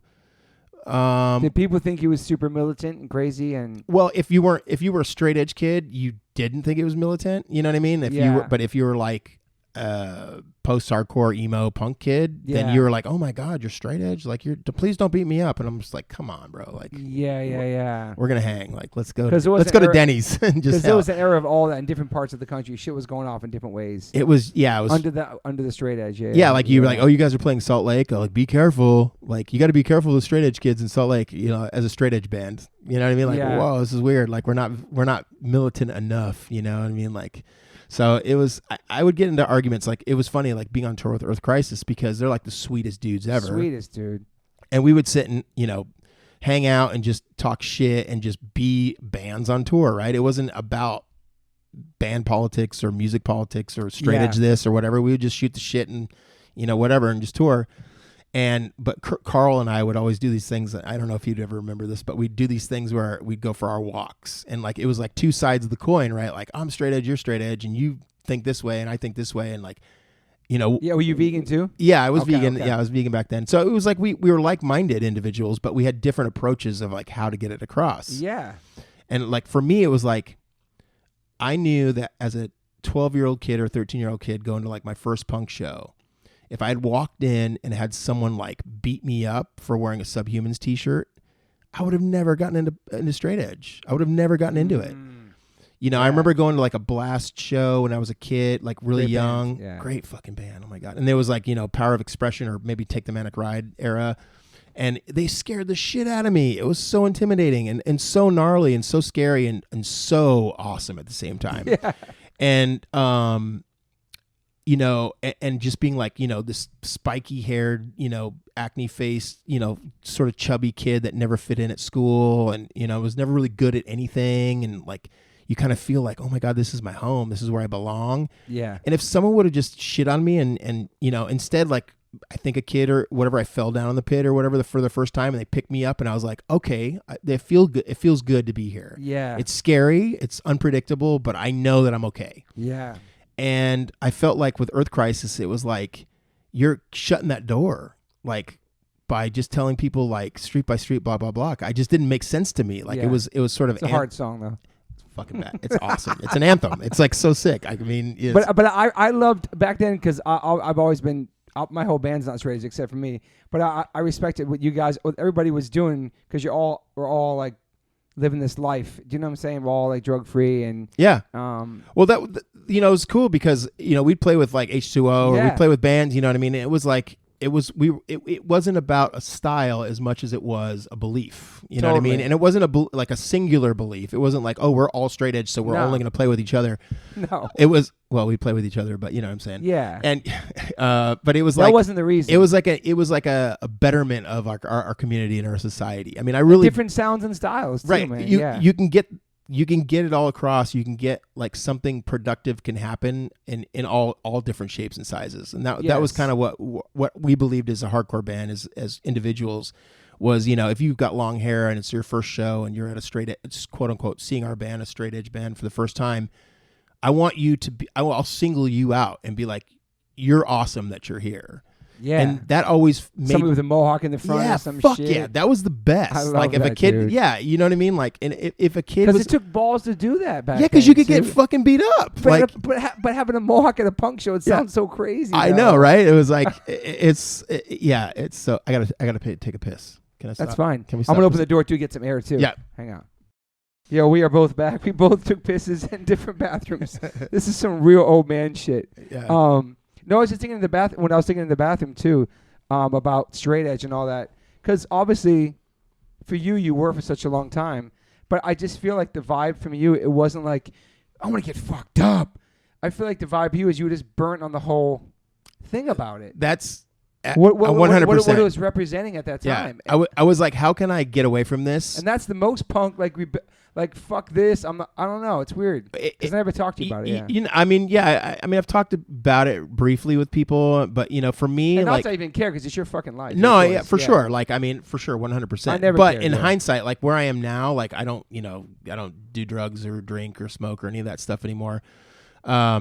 So, you know, as a 50-year-old man, I turned 50 this year, and awesome. you know, as a 50-year-old man, and like, you know, you come full circle, and it's like almost like I'm 15 again, and like the way I see the world, and how I want to see the world, and how I want to feel in the world. And being a parent and having kids in this world. That certainly was the major factor in getting me where I am at. And you know, like, yeah, in like '98, like I was like so burnt on playing shows, and the scene was just so far from what I had hoped it would be when I first started doing shows or playing shows or even going to shows. And I was burnt. Yeah. We, you know, as a band, we were arguing, and it was just like, it was, you know, a long time to be on the road together, and just, it's tough. You know, anybody who's ever been on the road knows, it's like, you know, we cracked basically. It happens. And it happens. And, you know, I didn't start drinking or anything right away. Like a lot of people I know that were straight edge would just jump in and be like, okay, I'm going to I'm going to jump Heroin in. Yeah. Right from the jump. And I was like, nah, I'm not really into partying and doing drugs, but I don't want to be a part of this. I need to somehow, can I excommunicate myself to where I can't go back? I mean, which is, you know, was angsty, you know what I mean? And I started smoking cigarettes, and I did it on the low. Like I worked retail for Diesel, and I would smoke cigarettes in the alley, and I would literally look around like and smoke a cigarette. And it was it's so crazy. Silly, like, you know what I mean? Like, what the fuck is wrong with you? In case somebody saw you out there. Yeah, like who the fuck is gonna care or see me? Wow. You know? But I did get, like, you know, people would send me hate mail and Really? yeah. Like, if you ever come to so-and-so, place, we're going to fuck you up and kill you, blah, blah, blah. Damn. And so I was just like, oh, this is exactly why I left. Cool. Thanks. Yeah. Yeah. And, I did this, there's this like YouTube video of me doing an interview, I guess, with some dude in Brooklyn one time after a show. I've never watched the video, but people got really bummed because I was talking about all these sort of things, touching on these things that you and I are talking about. Like, people are like, well, just because other, straight edge kids were lame, it doesn't mean you have to stop being straight edge. And, fast forward to today, I totally get that mentality. But at the time I was like, this shit is fucked up. Like, I don't like it. I don't like what it's become. And that was my personal experience. And so I did what I had to do to sort of like, again, get myself kicked out, basically. Kicked out of the club. Kicked out of the club. Like, you sold out. You can't come back. But at the same time, I wasn't trying to like go jump into like some freaking K-hole either. You know what I mean? Yeah. So I didn't start drinking until I would hang out with Dom DeLuca, our good buddy. And, I would drive him around because he would get drunk at these clubs, and he introduced me to sort of like the LA nightlife people. Got you. And I would drive him around in his car, and he would get fucked up, and I would drive him home. We'd go get burritos or some shit after because I was sober. So it was a weird, mutually beneficial relationship, Dom and I, in the beginning. And I was sick. So, I didn't drink or anything or do any of that shit until like years later after I stopped, quote unquote, being straight edge. Yeah. And were you doing photography then too, or? No, I mean, I'd started, I'd always kind of I was into photography since like probably the beginning of the band, because a girlfriend of mine was into photography like in college. Yeah. And she would, be like, hey, can you sit for me to do like a depth of field test or whatever? And so I would do that, and I thought it was cool. My dad had a camera. He's like, oh, take it with you. So I would take it with me on tour, and I got into shooting photos and stuff. Never really of bands and all that stuff. It's weird. Like, the thing that you're closest to, like, I wasn't that interested in documenting. Yeah. I was like, I'm right in the middle. I'm going to watch the band. I don't want to take a picture of them. Totally. So I didn't really do that. I was like really into like street photography, and there was like a photographer called Joel Peter Witkin, who I'm really into, who shot cadavers and like set up these really elaborate, it's like super macabre and like scary, but like absolutely gorgeous photos. Okay. But like it's a dead guy, with like a anvil sitting on his head, or anyway, it was gruesome photography, or gruesome subject matter, but shot so beautifully, and such intent and such a philosophy behind the photos that it really inspired me. And that's sort of what kept me or got me into photography. And then, I didn't start, I shot for a long time, and then I lost all my film. You shot while you were in the band? I shot while I was in the band, and then in 97 or 96, I think we were going to Australia, and I had all my shit in my car. Like, I was living, I think, in Hollywood at the time, or maybe I was living just in like Oak Park, which is like sort of like a couple cities over. I was living with a friend, and at the time, and we were going on tour, and I had all my shit in my car, my cameras, all my negatives, bunch of prints and things like that. It was like I was like basically in transition of like moving somewhere or something. Yeah. And I was shooting something like a cover for like a DVD VHS cover or something. I don't know what it was. And I had to leave my car broke down in the parking lot of the studio. And I was like, I went to the owner. It was a friend of ours. His dad owned the studio. And I was like, hey, can I leave my car here? And he's like, yes. And I was like, we're going to be gone for like 6 weeks. Is it cool? And he's like, yeah. Car was gone when I got back. All my shit was gone. So I was like, fuck photography. This is lame. I was like, oh, my life's work. I was like so bummed. Dang. So I just stopped doing photography after that. Like, didn't buy a camera, and then digital came out, and it was so expensive and so shitty. I was like, this is lame. Photography sucks. And I was not into it. And then in like 2007, probably 2008, I started working for Rick at Fresh Jive. He had a store on Fairfax, and they gave me like a shop camera. And so I started taking pictures again because I was on Fairfax. Like, I had friends that were skated, and they'd come in, and I'll sit for a portrait, and I'd take pictures, and they'd be like, oh, you should meet my buddy Rick. He's taking pictures. And so it sort of just started very organically, and it's cool. And then I started shooting brands and stuff, and now just getting hired and shit. Yeah. Yeah. And it was like, do it for free or next to nothing, and put the effort in and work, build your portfolio and all that. Yeah. And just work crazy out. Like, I'd shoot an event for someone and then stay up till 6 a.m, like retouching the photo, like every single photo, making sure it was like absolutely perfect, even though it was like, this big, super tiny little photo. No one cared. Like, no one cared that you took the dust spouts out of the fucking background, in the other room of the photo. So it was ridiculous. And now been your full time kind of. Yeah, that's what I do for a living now. That's incredible, man. Yeah. And I also make a lot of money doing Strife. And God Money too. Yeah. Oh yeah, I'm an actor as well. Yeah. So God Money, that was 99, right? Yeah. 96. I remember 96. 96 is, I think, when I came everybody out. talking about that when you were in that. It was like, because there wasn't really nobody from the hardcore scene being in movies and shit, really. Not really. I hear about that, yeah. No, I mean, it was Did weird. you want to do more after that? No, I mean, I didn't care. Okay. I wasn't trying to be an actor. I got asked by Darren Doan, who did the movie. He did our tour video. Yeah. The Strife tour video. He's like, I have this movie, a script that I've been wanting to do. He's, filmmaker, did a lot of videos for bands, still does, I think. And he was like, I want to make this movie. You want to be in it? Like your energy, like if I could capture your energy, in the movie, or your blah, blah, blah, it could be a cool thing. And I was like, sure. And 6 months went by and he's like, okay, you're getting ready to do it. And he's like, here's a script. He's like, you got to memorize it. And I'm like, no, I was, I fucking was terrible. Like I was on tour and shit. So, damn. So, and then it was like, oh, we're filming in like next, in a month or like next week or whatever. And it creeped up and I was like, all right. And I guys crammed and just did it. And we did it. It's crazy, man. Yeah. It was cool. It was a good experience. It was fun. Yeah. It did pretty well. I mean, I heard everybody talking about that time. I think it was just because it was like, oh, this hardcore kid, hardcore dude, like non-actor guy was in a movie. I mean, I don't know of many other movies that were made the way he did it. It was pretty punk and pretty cool the way he did it. Yeah. I mean, he's done some cool shit afterwards. They did a couple of comedies and stuff. And one of the dudes that was working with him went on to like write like huge Disney movies. Like, oh, really? Oh, Ken Dario is like this massive like Pixar Disney. Who was part of God Money? Yeah. He was like the producer of God Money or one of the producers. And he went on to do like Toy Story or some shit like that, like massive things. Like he's crazy. And I haven't talked to any of those dudes probably since like 98 or 99. Damn. Yeah. Is it harder in photography now with everybody taking photos on their phones and everybody's a photographer now? And yeah, it's tough. I mean, it sucks. It's definitely affected that industry. It's terrible. Not fun. But I mean, I'm not really good at a lot of things, so you kind of stick with what you know. And I still love photography. The pandemic sort of I was going to ask you about that, how it affected you. Yeah, it killed not only my business, but a lot of people, in general, bands. I mean, if you're in a band, like a touring band, like, oh my God, forget it. It's like, I know. So, yeah. So, and it also just changed my perspective on the importance or my priorities on photography. Before, pre-pandemic, it was like, I shot like a lot of fashion stuff, models, things like that.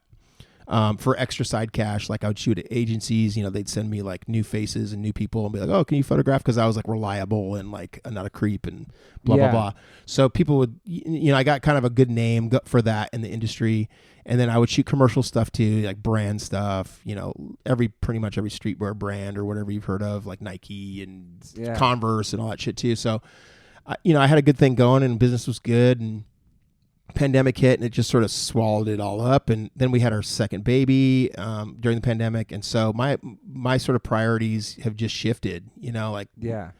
I mean, I love taking photos, but I'm not hustling like I was. I've just been kind of hanging with my kid. My wife's an amazing, talented person who's got a good job, and she's exceptional at what she does. So thank God we have that. And we've been okay throughout the whole thing, but my job's just like took a shit. So even now, things coming back now. Yeah, things are coming back. I mean, I've been working, but again, it's like I don't reach out like I was. Like I've never been like a quote unquote go getter type of guy. I've always sort of, I'm sure you can relate. It's like things kind of just come to you. Like like I know you and you know somebody, an actor or someone is like, oh, I got a buddy who's a photographer, and you link up that way, and that blossoms into something else. Asking people for favors, asking people for anything. Yeah, man. It sucks. It's almost like it's a good quality. It's really bad. As of late with my podcast, talking to different people about sponsorships and all that stuff. Like, I just don't want to do. I don't know. I have like a couple, but I don't like going out like, hey, this is my podcast. Here's my numbers.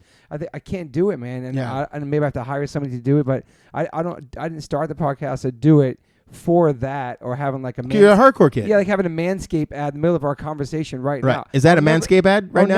I'll never do it. Wait, are we getting paid for Manscaped? No. I have a Manscaped shaver. But they hit me up. Like, I've talked to these companies. It's like, that's not me to have that on my. I don't care about it enough. You know what I mean? Right. But you should, because I you should. I mean, I'm not saying that. Like, my wife's like, you hate money. It's like, I hate fucking dealing with like asking for shit. I don't hate. I like money. Money's cool, but I don't like hustling for money. Like, there's those people out there that are just it's in their bones. Like even cool people that I'm friends with that are just like, oh, me too. They just somehow they can wake up in the morning and it's just like go and they got and then they're driving a Tesla or something. I don't know. And or whatever. And it's like, to live in LA, you got to fucking make money. It's like I know. It's like you can't just whatever. But at the same time, it's like my wife comes from, she's a millennial. She's like 14 years younger than me. And she grew up, in a different background. Like she came from, her family was success. She comes from like a pretty well-off background in Los Angeles. But she works hard. But she's a hard-ass worker. Like that's why we connected, amazing. Because we shared in that, I think, but she's like, dude, why you know so many people, this, that, and the other. Like, why don't you just like reach out and go take pictures of like so and so with his kid or whatever, and I'm like, but that's like not what you do. Like, I know. And your friends would do it in a second. Absolutely, but like, I know what you're saying. It's dude. Not a pride thing. It's corny doing it. I feel weird doing that shit. But at the same time, it's like, why? Like the thing that I'm learning at 50, but you should is like, we might as well just do it. Like, fuck it. It's like, whatever. Who cares? But I mean, you're a great photographer, and that's what people pay you to do. So it's like, why wouldn't you want to? Yeah. I mean, but even doing this podcast right now, my wife was like, "Just do it," and I'm like, "Yeah, but I've known Toby forever. Like, I don't know. It's weird. Like, who the fuck wants to listen to my dumbass talk? People whatever. are gonna be psyched on this, bro. Whatever. That would be wonderful. I mean, I would greatly appreciate that. But like at the same time, I was like, dude, there's so many other cool people out there to talk to. Like he's doing his thing. Like, and Greg was like, oh, he was the one that was like, you should do it. Like Toby wants whatever. I was like, oh fuck, I don't know. This is crazy. And Jane was like, just do it. Why wouldn't you do it? Just hanging, having a conversation. I was driving over here today, and I was like, oh my god, should I just like call him and tell him I got like diarrhea and I can't Wow, go? you getting nervous? Yeah, of course. Dude, I fucking love you. Of course. This is chill, right? We're just talking, dude. It is. It's a lot easier than I expected. Dude, it's not. I really appreciate it. Yeah, dude, this is just a way to talk, and I love these conversations because this doesn't happen anymore, really, especially with the pandemic, especially online. Because I can just go online and say, oh, Rick's on tour. He must be doing good. I don't know how you're doing mentally or somebody's doing. You say, oh, they're playing shows or he's there. Right. Nobody reaches out anymore. And that's how you really they'll comment. It's all your persona of like whatever you're projecting. Dude. That's the other thing about like social media. But this is real. Like we're in a kitchen just fucking talking. Yeah. And I mean, I got to give it to you too. I mean, you're like a very charismatic person and you're easy to talk to and like you're enthused. I mean, that's the one thing I would say if I had to describe you in a nutshell would be like the enthusiasm is like contagious. And it's funny because I think people like myself, and you could probably relate to this to a certain extent, I'm assuming, is that, if someone is psyched and jamming and doing their thing and it's and like kind of like what you're doing right now, like where like, you're like, I love what I'm doing. Like, yeah, I could get sponsors, but I'm not necessarily trying to go that route. That's not why I'm doing this. That makes me like going like, oh my God, I'm such a piece of shit. Like, fuck, dude, I can't like be in the same room with these people because they're just like loving it and they're so awesome and it's so inspirational. Like, you love taking photos though, right? Yeah, I do. But it's like, you know what I mean? It's like different. It's like, and you love playing music on stage?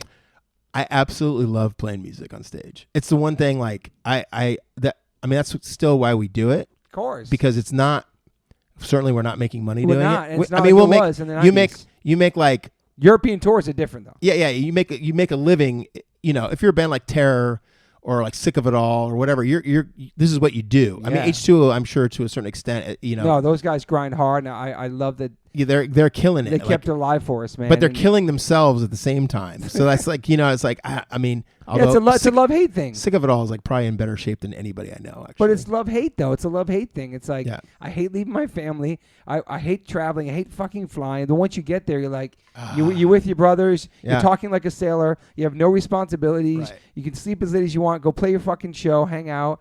And you're big kids. Like, we're big kids, dude. Yeah. And it's interesting because my wife, when we first started dating, she didn't know I was in a band or had been in a band. I love that. And when she found out I was in Same with Mike Judge. Yeah, she was like, you're in a fucking band? And I'm like, yeah. And she's like, because it was like we weren't playing or anything.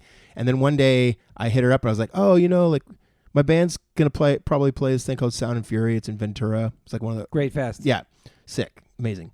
And Sid was like, oh yeah, I want to play. Like, and we hadn't seen each other for a while. We hadn't played shows really. And she's like, you're in a band? And I'm like, yeah. And she's like, really? And then I was like, yeah, you want to go? And she's like, oh man. She was like super bummed. She's like, this is lame. Because she just thought I was like a Hollywood sort of band dude, I guess at a certain extent I was, but I wasn't like, it wasn't like a rock band. And so she came to the show and she was just kind of like, what the fuck? This is crazy. What year was that? 2013 maybe. Okay. Yeah. Were you smashing the mic then too? I don't know. That's a new thing to want to talk to Relatively you about. New, yeah. She must trip on that. I can't jump anymore. Like but your forehead looks good. I thought you'd be all scarred up and shit. Well, I think it's like there's very thin skin on the forehead. I think I have like several concussions, but that's a newer thing though, right? Yeah, it's newer. Like it's for sure. Like I get it. Like I think Mike DC used to do it. Gigi Allen, of course. Yeah, but I'm not a Gigi Allen. I know, dude. Yeah, but I get this self-infliction. It's like for me, like I am so mellow for the most part, like in my life. Like I don't really get shook or rattled that easy. I'm not like an angry person. Like I don't walk. Well, my wife would say different, but I'm not like, you know what I mean. Like I'm pretty easygoing. It takes a lot for me to get pissed or get really pissed. Yeah. And it is 100% like a selfish outlet to play shows now. Like I mean, first of all, playing the music that we play from the era we played and all that stuff is like such a place in my heart, like personal, like fuck everybody else. I don't even give a shit. Like Not even my band guys. Like it's so personal and it's such a beautiful, unadulterated thing for me that it's therapeutic. It's therapeutic. Absolutely. Yeah. Like I don't really have any other outlet. Like I ride my mountain bike now. I go into the mountains and go like camping and shit because it's like, I don't want to be like in the shit anymore. Like I used to love living downtown and be like, oh, it's so edgy. It's like very New York down there, man. Yeah. It's fucking terrible. Yeah, you try to live like out in the Palm Springs or something. Yeah, like I want to live in the mountains. Okay. Like ultimately, like, and we'll get there or we won't, whatever. Like, and that's the other thing. It's like, I'm pretty good. Like you could say you're living in, 1-bedroom apartment for the rest of your life. You live anywhere. Cool. Yeah. That's cool. Yeah. I'm not like, again, my wife would say different, but maybe I see myself a lot different. Well, back to the head smashing. Yeah. That's something you started doing just because, going back to that is like, because it's like a release. It feels good. Like I can't operate the way I used to. I can't jump off of drum risers and all that shit. I got you. So it's a way, it's like almost out of a frustration and a way of like getting people's attention. Before it was like, let me jump as high as I could and like do you jump high, dude. Fucking, front flip into the crowd and like, I'll get your attention one way or another. It was like, that was the one thing I learned from like Black Flag and like amazing frontman was like, you get people's attention and you hold it as hard as you can. Don't be a dick, but you do your thing. Yeah. And you got to do it. And that's the only way you're going to make it. And the only way people are going to remember you. So, and the head smashing or the mic thing is like literally out of frustration, I think 9 times out of 10. And now it's like a habit. Can't stop doing it. So I can't stop doing it. And like headstands. Does your wife like you doing that? She hates it. And you know who hates it worse? My mother-in-law. Yeah. Have your kids seen you play and do that? My son Leo saw us play recently with Terror at 1720 in LA, and he was like, "Holy fuck!" That's my pops up there. Yeah. He was like, "Well," and I said hi to him, and like, it gives me such a sense of like, I could cry about it because I'm sure. He will tell he'll be like, "I saw my dad play a show, and he said hi to me." And I'm like, oh, man, like, you're killing me, kid. Like, he's such a beautiful little guy. Like, it's so beautiful. And it's a heartwarming thing. So now it's like playing shows is that vibe. It's that warm and fuzzy feeling, and it feels so good. And, like, whether you like it or not, like, as someone who's seeing us, is almost irrelevant to me now. It's like, like you just said, hanging out with your bros. I've known these dudes longer than anybody else. I've been doing this thing longer than anything else I've ever done. Yeah. I don't have a hard time committing to anything like for long term. Yeah. This is it. Like, this is what I've done. This is my relationship, my brothers. Yeah. and my family. So, and by extension, the hardcore scene. 100%. So, and again, family's imperfect. It's fucked up. It's a mess. It's a hodgepodge of like people doing dumb shit and doing great shit and like feeling insecure. But I've always been able to rely on some aspect of it to make me feel like I can get through whatever I'm going through. And I mean, it's cliche, but it's true. It's like, totally why else is it so amazing to everybody, to so many people? And these guys are there for you too, and they'll play whenever you want to play, and they got your back. And like, I mean, I think up until maybe a year or two ago, like Andrew would be like, okay, we got to invite to play in fucking Palmdale, he's so in on someone's it, dude. backyard. And it's cool. And we'd be like, okay, we're doing it. And now I'm like, I don't know, dude. It's on a Thursday night, bro. Like, really? 10 o'clock? I'm asleep by then. Yeah, like, I don't know if I could do that. So, like, I'm a little bit. But what you guys just did in the East Coast was sick. Yeah. Snapcase. Sick. That was like, shit awesome. like that's cool. Yeah. Going to Europe's cool for like maybe 10 shows or something like that. It's like, it is a luxury and it's such a beautiful thing to be able. People still care, man. Yeah. It's, I think for people, it's a novelty. In our case, like, they're like, oh, 90s band, like, cool. What about singing those songs you wrote back then? It's still the same. Cool. It feels the same. Even like, I mean, now that I'm not now that I am sober or whatever you want to call it. I'm not sober because I had to be Would sober. you never say straight edge again? Because I don't think so. Yeah, even I if mean, you completely. I was thinking about if someone made a shirt that said "It's okay to be straight edge again." Or something like that, I might wear that shirt. It would be. I'm gonna make that shit. Yeah. Like I can't remember what I thought of, like a saying. It's okay not to drink. It's okay to be straight edge again. Yeah, it's okay to like. It's okay to go back to what you were. Like it's okay. Like I kind of, I would maybe say it then, but like. That is fun. I don't know. I may want to take mushrooms in a year. I don't know. Right, yeah. Like I'm not trying to do You're heroin. You're a 50-year-old man. Do you have to answer? I'll do whatever the fuck I want, dude. I know. You look good though. Thank you. You too. We're aging well, man. I think it's just playing music and doing all the shit we've been doing. Big kids. Being our own bosses, kind of. You know what I mean? Like living our own rules. Yeah, it's a stressful existence, I think, and a lot of people can't sort of relate to it. I think in a lot of ways, but there's like a low bar. Like I'm not trying to have a mansion. I don't want to have the nicest shit in the world. I don't care. I think it's.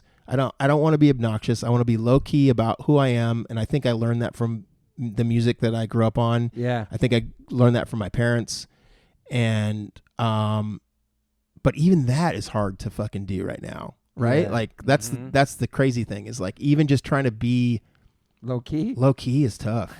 You got to be like, hey, I'm low key. Check it out. Like like what the? You know what's crazy? I sold my car 9 months ago. Gave all the money to my son, bought him a car. I haven't had a car in 9 months. I walk everywhere, all through this neighborhood. Every day I walk. I take scooters. Yeah, I love it, man. I feel like I'm in New York. I just stay in my that's little what I was bubble. Gonna say. Yeah. I do my thing. You're built for that. I don't want great. a car. I don't need that shit. It's like I'll go hiking. Have you ridden a mountain bike? No, but I'm into these electric bikes because Derek has one. Yeah, and he loves it. Dude, and we've been looking at them. Badass. I've been researching them. I heard that's awesome to have. Like, dude. Since I don't have a car. I mean, they go pretty fast. They go pretty. I mean, I've never ridden an electric bike. I rock a helmet for sure. Dude, I've fucking jacked myself big time. Okay. I was never into mountain biking. Got into it over the pandemic because it was like. Yeah, I heard there was a big sales too. Bikes went up. Huge. You couldn't get them. You couldn't get. I mean, or I paid weights. Yeah. Dude, I couldn't get weights. It's like, hard. I remember I was trying to get weights. Like even Amazon didn't have weights. I was like, what's going on? Yeah, weights, bicycles, skateboards. I heard. Anything that like was awesome when I was a kid, I couldn't get. I was like, I'm gonna get back into camping because like I camped a lot. And a big wheel. I'm just kidding. Yeah, right. Like, fuck, dude. You can no, find so those you started everywhere. riding bikes in the pandemic. So I started riding mountain bikes in the pandemic, and it was like the best of both worlds because I used to ride dirt bikes and shit when I was a kid with my family and go camping and be on the outdoors and all that stuff. And then I really love being just like a hike, getting someplace remote and doing cool shit like that. So mountain biking is kind of the best of both worlds. A lot of adrenaline. It's like keeps you in shape to a certain extent. I gotta eat right too, but I like an asshole. But it's beautiful. So I know you're into hiking. I know you're into being physical and doing a lot of physical stuff. I mean, you're from New York, maybe I wouldn't suggest a mountain bike because you might die. Because I don't know. Yeah, electric bikes seem like my kind of speed, chill, because I don't know. Yes. I mean, city bike. Are you talking about city or like off-road? I don't know. I think, Derek rides it back and forth to my house. So okay, so like city bike. Yeah, it's a big black electric. Like, It's like a cruiser. Yeah, it's like it's like almost like riding a motorcycle. But it goes like 30 or 25, something like that. I would get one of those for sure. They're expensive. That's the thing. It's like you could buy a fucking car, but at the same time, it's way better than the options. I mean, whatever. It's crazy. You're lucky you don't have a car right now. Yeah, my wife wanted to get not a scooter. What do they call like the mods rode them? Like a Vespa. She was gonna buy Dan Smith's Vespa. Yeah. And I was talking to both. I was getting really stressed because she works at the barracks downtown. Yeah. And she was gonna ride up and down Pico every day. I was like, dude, no, please. Sketchy. You're not gonna be able to dress like out of Lucy every day. You have to wear a helmet, put boots on. It's sketchy, bro. She drives a 65 Falcon right now. I saw her leaving actually when I pulled in. I was like, oh, there's Moon. Hey. I mean, that's her whip she has. Like she lives in that world. But yeah, it's just sketchy out here. I didn't drive till I was 33. I didn't have a license my whole life. So that's my only thing about city bike riding. I don't ride my bike in the city. I think it's too sketchy. So just be careful. Wear a helmet. Yeah. Wear a helmet. So that's one of my questions. Like daily rituals. That's part of your day. Every day you ride a bike. Every day. I mean,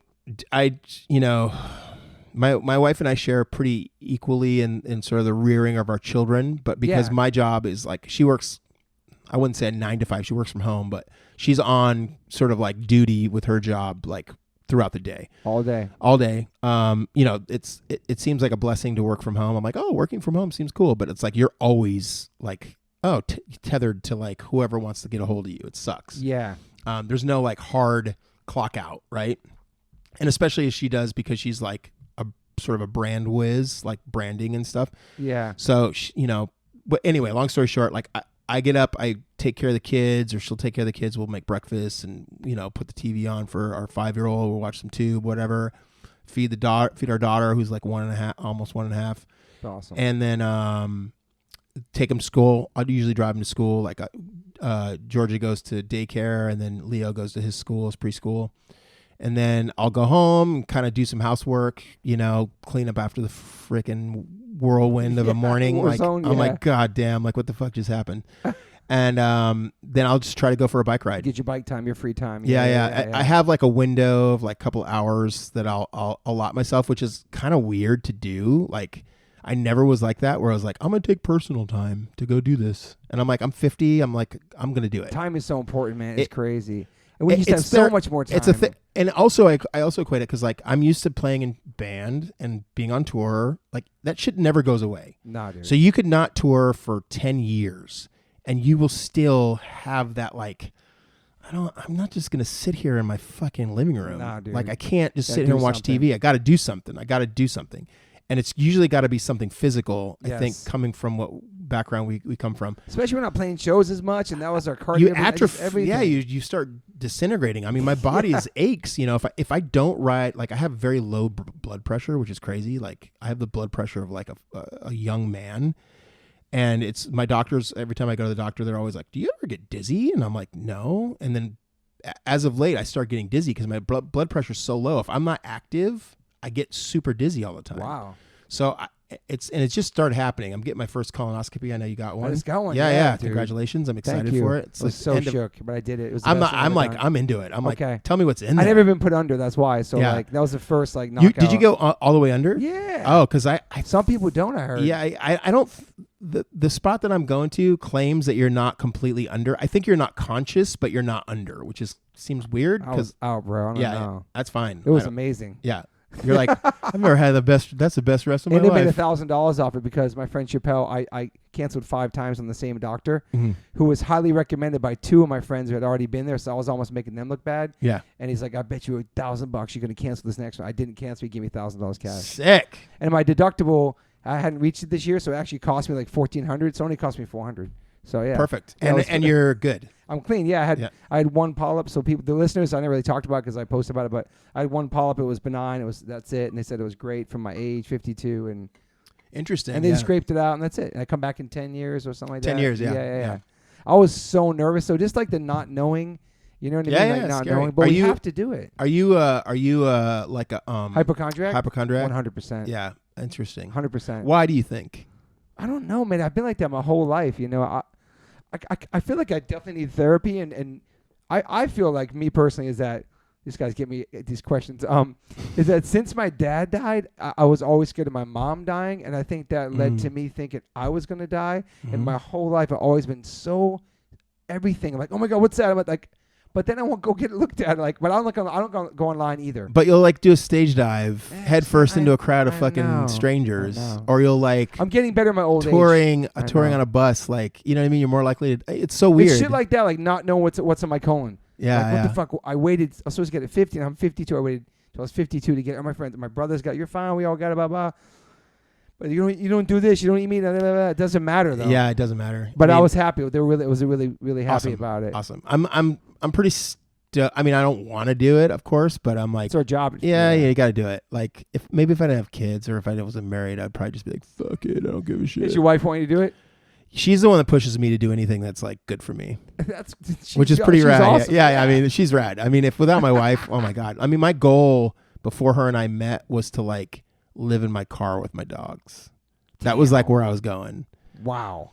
And not because I was a heroin addict, but because I was just like, fuck everything. Yeah. I don't want to be a part of this shit, this world. It'll be totally off the grid, everything. Yeah. And, in hindsight, I mean, that was my state of mind then. It was very destructive. How many years ago was that? We've been together for about almost 12 years. A long time ago. Yeah. Like 2010, You like 11. fuck the world forever. Yeah. Yeah, I was like, I don't give a fuck about shit. Like I was burnt on the whole thing of it, Everything, Yeah, I just didn't. I mean, what's the point? Like that was my, and it wasn't like I was a nihilist. I wasn't like, oh, let me go like see how fast I could die, But it was like, let me see how far I could go in this direction that I know is dangerous, not with drugs necessarily or anything, but just in existence. Let me see how far I can go. So I lived in an apartment. I had 2 dogs, 2 pit bulls. They're two females. They're gray. I loved them. I was like, you know what? Let me see if I lived in my Volvo. I had a Volvo station wagon. I could build it out, put a bed in the back, and we could just travel. And I could get my fix with like traveling. I'd take photos. Yeah. I don't know how necessarily I was going to make money doing it, but I was like, I'll do like odd jobs and shit. I'll just like pull into a fucking Walmart and see if I need help. Very like some random dude in his car. Yeah. But I mean, come on. I mean, when I think about it now, I'm like, you're such an asshole for thinking that, because I had the privilege to be able to think that way, right? Like, there's a lot of people who don't have that option that are forced into this a shitty life, or harder life like that. Yeah. And I've always sort of I'm gonna go slum it. Yeah. Yeah, it's like it's very disrespectful to like think that way. So my wife helped me find to realize and to understand, like, okay, and people like yourself, I'll throw you in there, like one life, one show, you know what I mean? Like you got like a shot to be a dick or to be cool. Like I tell my son, like, and this is probably the dumbest advice, and please someone tell me if I can do a better job, but I try to tell him, I'm like, what you just did, is that cool or not cool? Yeah. Like, and I try to explain cool, not just being like cool, like style or whatever, but like, did it make someone feel shitty, or did it make you feel shitty, or did it make your mom feel bad, or me feel bad, or your sister? That. Is it cool or not cool? And he'll be like, it wasn't cool. I'd be like, just be cool. Like, be cool to yourself. Simple. Be cool. Simple. But powerful. Yeah. But powerful. I mean, hopefully he gets it, because just be cool. Yeah. Be cool to yourself. Be cool to people around you. Treat people better than you would treat yourself. Yeah. Or try to. Take care of yourself. Yeah. Have self-respect and take self-care. Take the time to like, do the thing that you need to do to make yourself feel better, to operate in this crazy place. Yeah. And have a good death. Like, you'll end up, we're all going to die. Yeah. So I don't want to die. I don't know how we got on this tangent, but no, I like this. I don't want to die, like, and be, I think about it all the time. Like, you think about death a lot? Yeah, I'm starting to. I mean, now that we're in their 50s, I can see like how much in reality longer we're really going to be here, and then how our kids are growing, and like we're on the downhill. And we're not going to be there forever to be there with them. It makes me, I can't think about it, man. It kills me, because I want to be here forever, and I don't know what's going to happen when we shut off and go there or there. I don't know. The only piece that I get, when I think about death now, is like, I just won't give a fuck after I'm dead. Like I won't. No, I know. Like I won't be like I won't be like lingering in my like son's room, being like, oh man, I miss you. I will just be gone. Like, I really believe that. I mean, I think there's a certain energy and a soul, whatever you want to call it. I'm not a religious person. Me either. But I do believe that we all encompass, like, these vehicles, encompass an energy. It's almost like, I it's weird. And someone's like, you need to watch this movie about like a glitch in the Matrix or something. It's like a simulation. Like I feel like we're all like in a computer, like a hard drive at this point, and we're just like we're just bits of information, like doing our thing on the highway and going around. Yeah, we all need something to do, and like there's a purpose for everybody, and blah blah blah. It's weird. But we're not here forever. We're here temporarily. We're here for temporarily. So like, just be cool. Try to be cool. Yeah, while you're here. Yeah. Do you have any major regrets? Not really. I mean, my grandfather passed away. I kind of shut myself off. He was like kind of an old prickly racist dude. Oh, you mentioned him in the beginning. Yeah, and he died. He was dying of lung cancer, and I was like super into straight edge and like the whole anti-racism. Still definitely involved in that. But I was like super anti. Like he spoke in language that I was not comfortable with, so I didn't want to be around him. And so he was passing away, and he was on his deathbed, and he was like, hey, he told my parents, like, I'd love to see my grandson, and I didn't go see him. And so I regret that. Even though he was flawed, and he was, by all accounts, like kind of a terrible person, in a lot of ways, he was still like, I should have just been like saying goodbye to him. Yeah. It would have been nothing for me to do, like maybe an hour or two.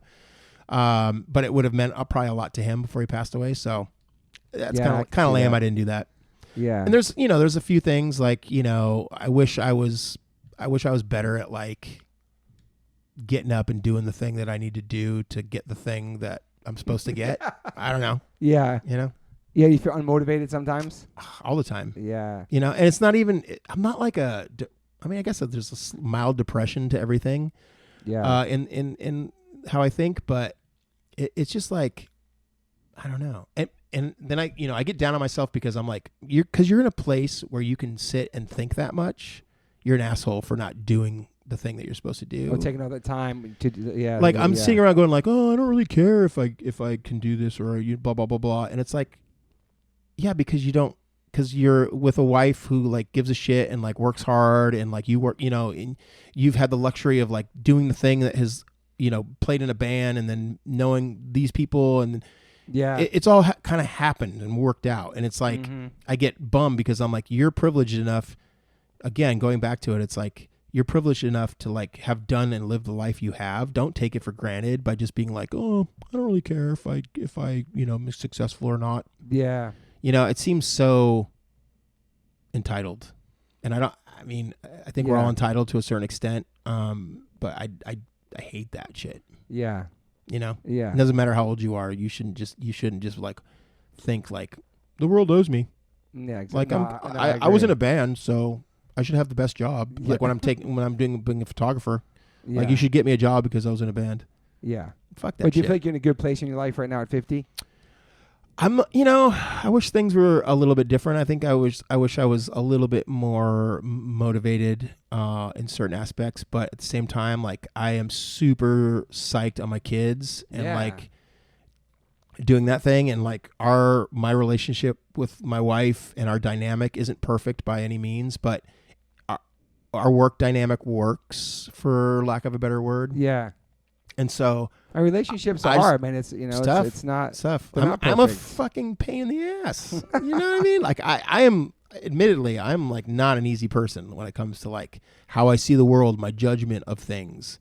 I'm super critical. And I on the world or yourself and just everything. Everything. Like I can't do something because I'm critical of what it might mean or make me look like or you know what I mean? Like I can't go. Do you worry about what people think about you still? Not like in that respect. I think about, I just don't want to be a dick. I don't want to be like the guy that everybody's like, I don't want anybody to be like, oh, that dude, look at him. He's like, he's doing stupid shit or whatever. It's like, it's just a hardcore mentality. Like I grew up, it's like a very self-loathing, like almost self-sabotage mentality of like, if I make a good amount of money on this job, then aren't I just a sellout like everybody else that I know that I talk shit about my whole life? And it's like, yeah, but I'm going to, I don't really know those people that I talk shit about before. Like I don't really know what their what the reality of their situation is. Again, it looks fun. But then people called you a sellout as well. Yeah, it doesn't matter. You can't win no matter what you do. So just do what you feel like you need to do as a person. If you're doing what you love, get a sponsor. I will. But if you do what you love or another and what one. you believe in, and you have integrity, and like you're not a sellout. It's like you're getting paid for something that exactly. you're good at. Like exactly. Like There should be no guilt there. You know what's a sellout is like saying this job, you know, I think my wife could relate to this. Like she gets paid really well to do the job she does, but she doesn't really like the job she's doing. Gotcha.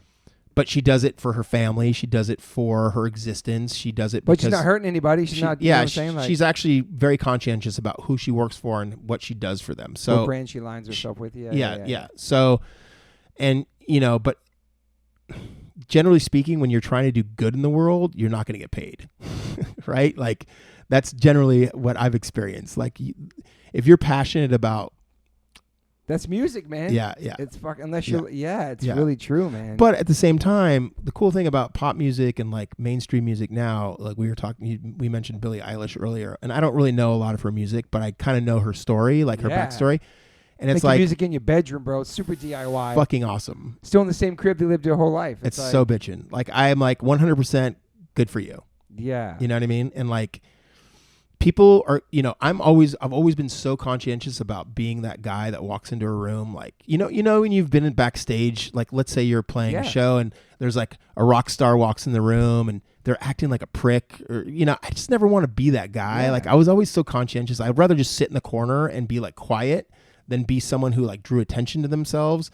I did that on stage. But it's weird. So you've always been yourself though, and that's not a rock star, and that's not an asshole. Yeah, I hope so. Do you know what I mean? Yeah. Like, who knows? You're worried about being a dick, but you're not a dick. You're just, you know what I mean? I mean, I've definitely been a dick. Everybody's been a dick. As a band, oh my God, we've been such dicks. Well, Jesus Christ. Yeah, but that's back then. Now you're a 50-year-old man. I'm a 50-year-old man. You know what I'm saying? With kids and it's way different. Things are different. But you let some of the past shit bother you? I try not to let shit bother me. I really don't. I mean, again, like got back to the regret thing. I don't really have a lot of regrets. I mean, I've had maybe some friends that I've lost over the years that I could have, I wish maybe I was a little bit more like on top of. Yeah. And maybe they would still be around. But so you feel we were getting paid a lot of money to take photos? Sometimes, not so much anymore. I don't get paid a shit ton of money like what some people get paid. But I make a decent, when I'm working and I'm doing the thing that I do, I make a decent living and it's fine. You get paid what you're worth. Well, I get paid probably more than what I'm worth. You know, I get paid more than what I'm probably worth. I think at the end of the day, that's not your fault. I mean, honestly, it's, you know, the thing is like anything, I've been doing it a long time. You've built relation. It's not just the skill of like clicking a photo. No, I know. Or taking a photo. It's, you know, it's not just the skill of like screaming the loudest as in a band. Like anybody can scream loud. Totally. Anybody can take a photo. It's about all of the other nuanced shit that goes around it. And I mean, that's taken me a long time to realize that or to see that. So for myself, I still have to look in the mirror and be like, hey, you know what? It's like you're getting paid X amount of dollars. You're working for, you know, and I try to do the math and I'm like, oh my God, that's like, you know, crazy. Like that seems ridiculous that you're getting paid that much an hour. Like I'll equate it to like an hourly because I'm so used to being like a retail dude or whatever. That shit never goes away. I'm like 18 still. And I'll equate it to that and I'll be like, oh my God, it's like whatever.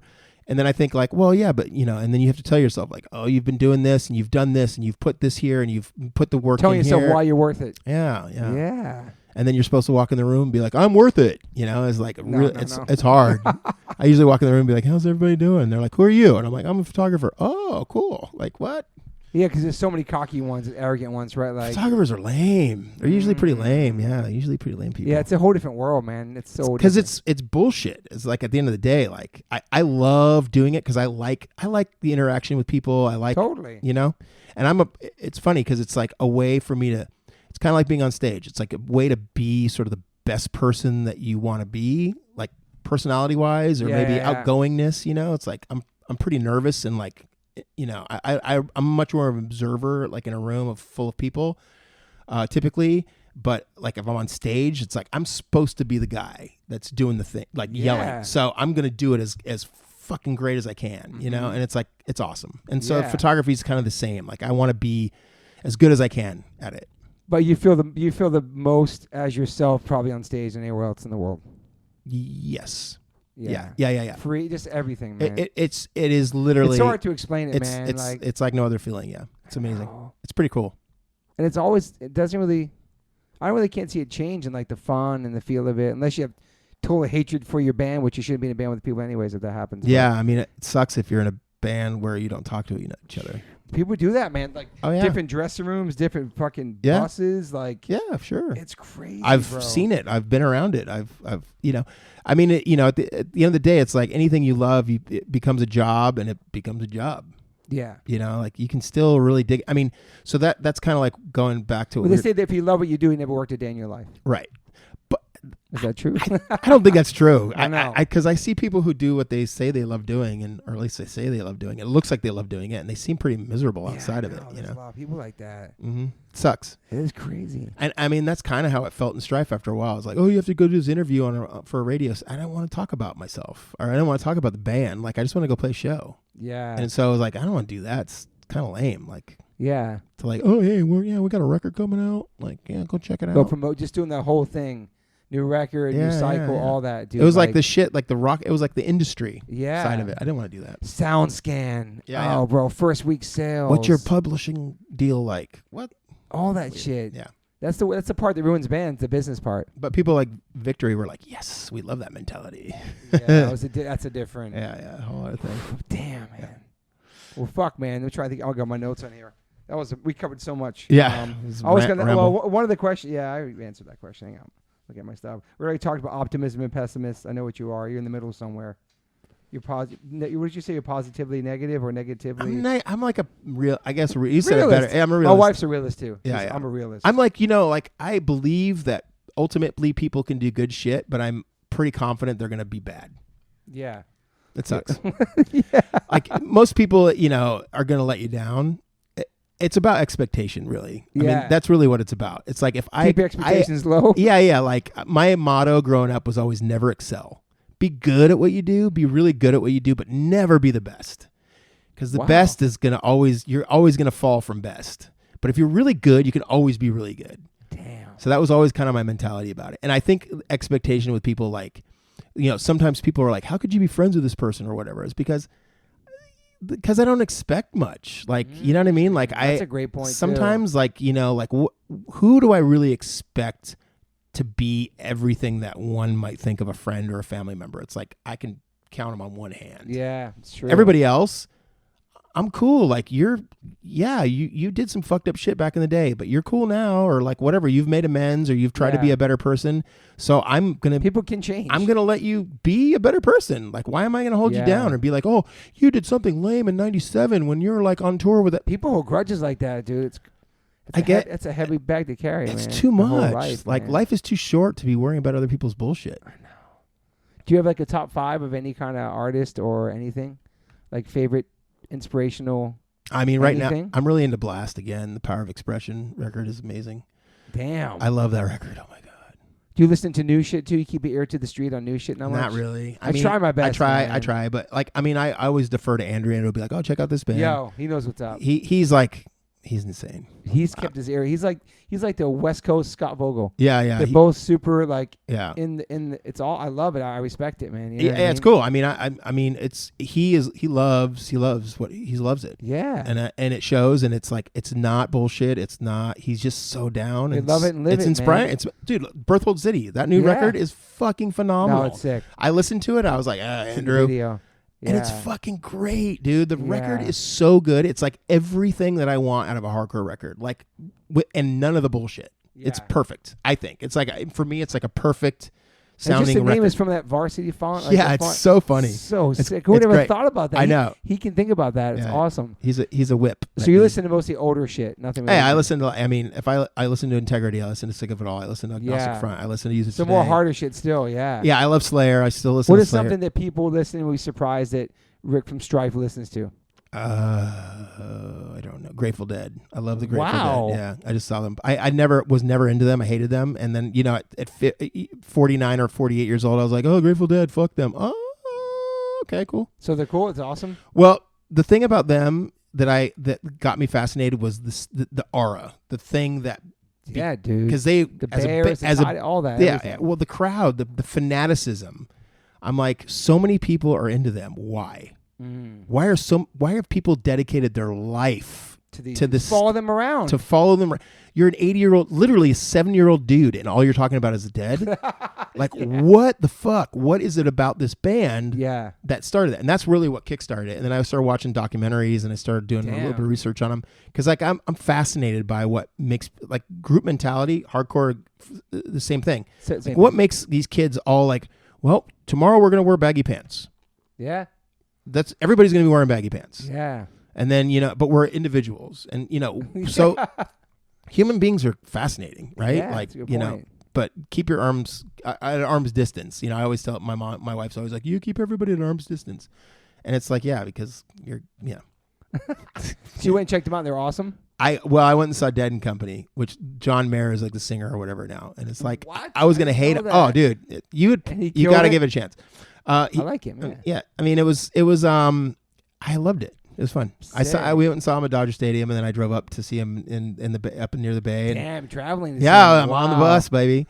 But a lot of old, it's funny because there's some other old hardcore dudes that are into them and shit, and like I'm like, oh, am I just doing like what I did when I was 18? Like, oh, the Dead are cool now. It's like I love Super Touch. Like Super Touch was like the Dead for us back in the day. Super Touch, that's crazy. Like I had a love for them, almost like.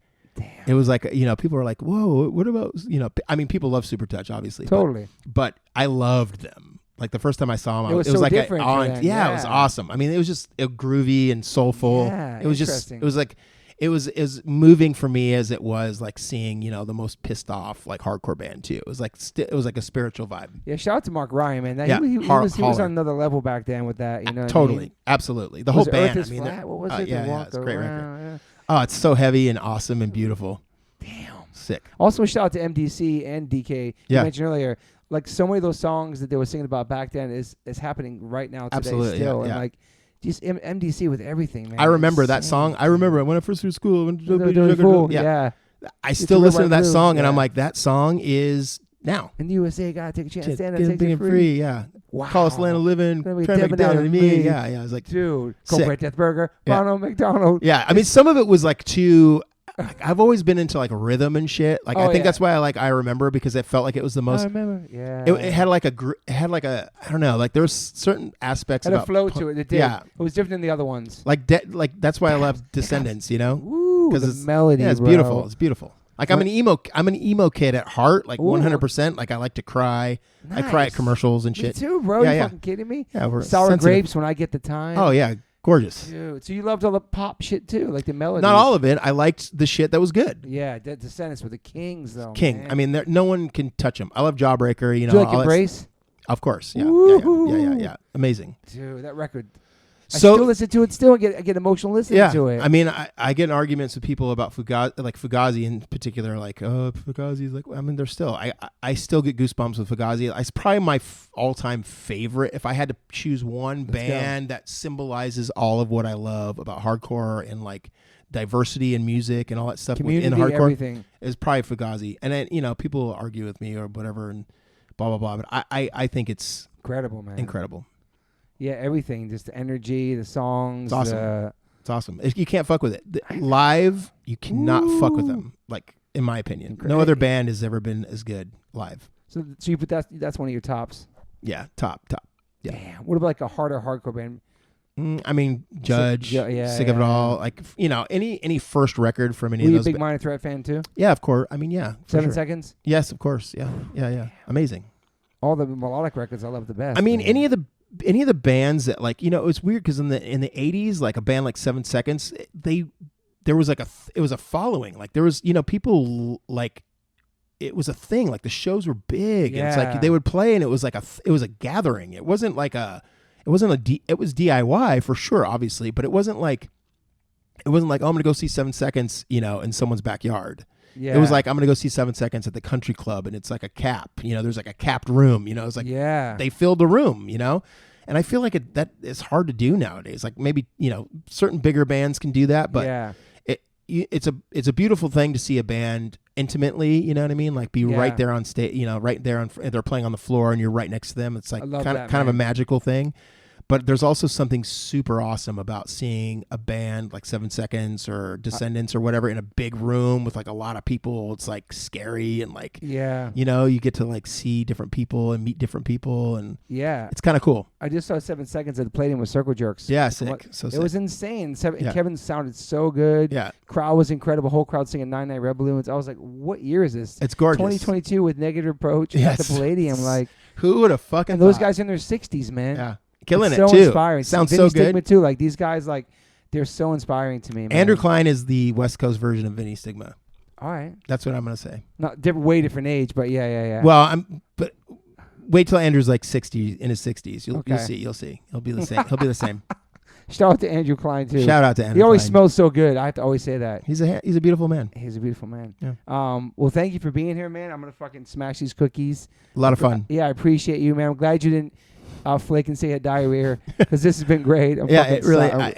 It was just everything you before we got on. You were like, oh, it's just a conversation. It's fun, and dude. I mean, anybody. It's such a luxury to be here and a beautiful thing to be here. I really appreciate it. Thank you, man. Thanks. Toby. And so when people can just find you online, Rick Rodney photo. Yeah.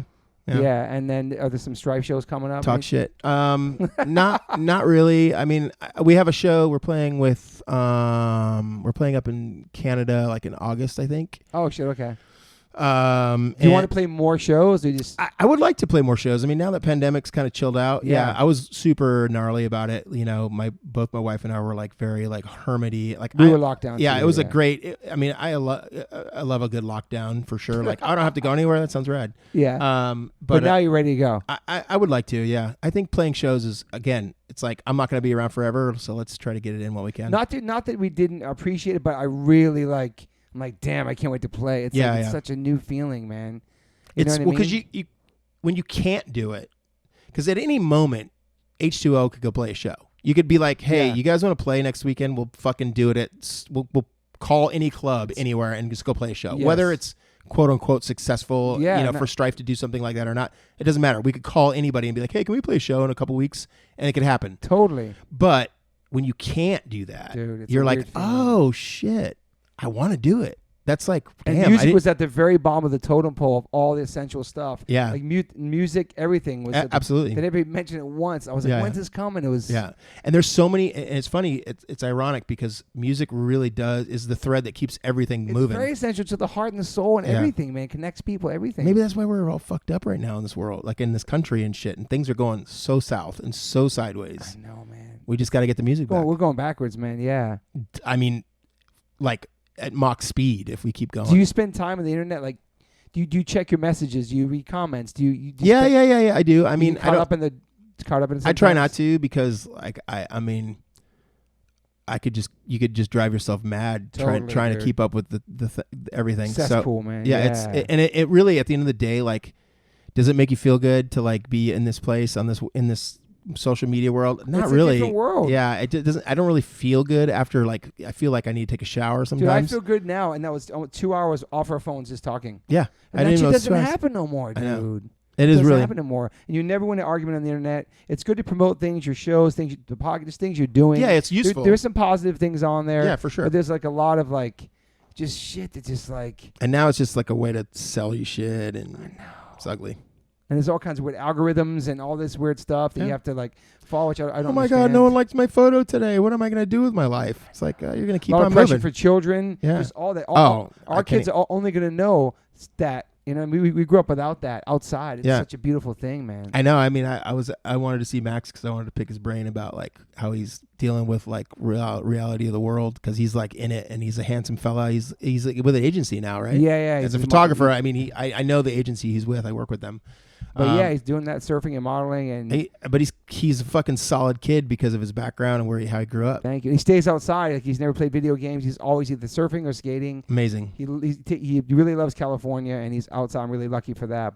And he's on these barely. He only posts pictures. Barely even on his shit. Like he has a girlfriend. He's just chilling, man. Yeah. But growing up in Hollywood, that's scary. Yeah, it is. There's so many different things, but it's not just outside. It's like all the influences on your phone as well. I think it's more dangerous.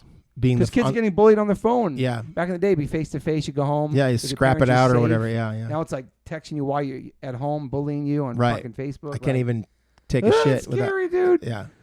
Are your kids going to be homeschooled or regular school? Regular schooled. Yeah. Yeah. But we're not doing like my wife grew up in the sort of private school world, and I grew up in a public school world, and it didn't work for either of us, like our respectively. Like I'm always like, oh, maybe if I was at a private school, it would have been like more focused because it's like more like what.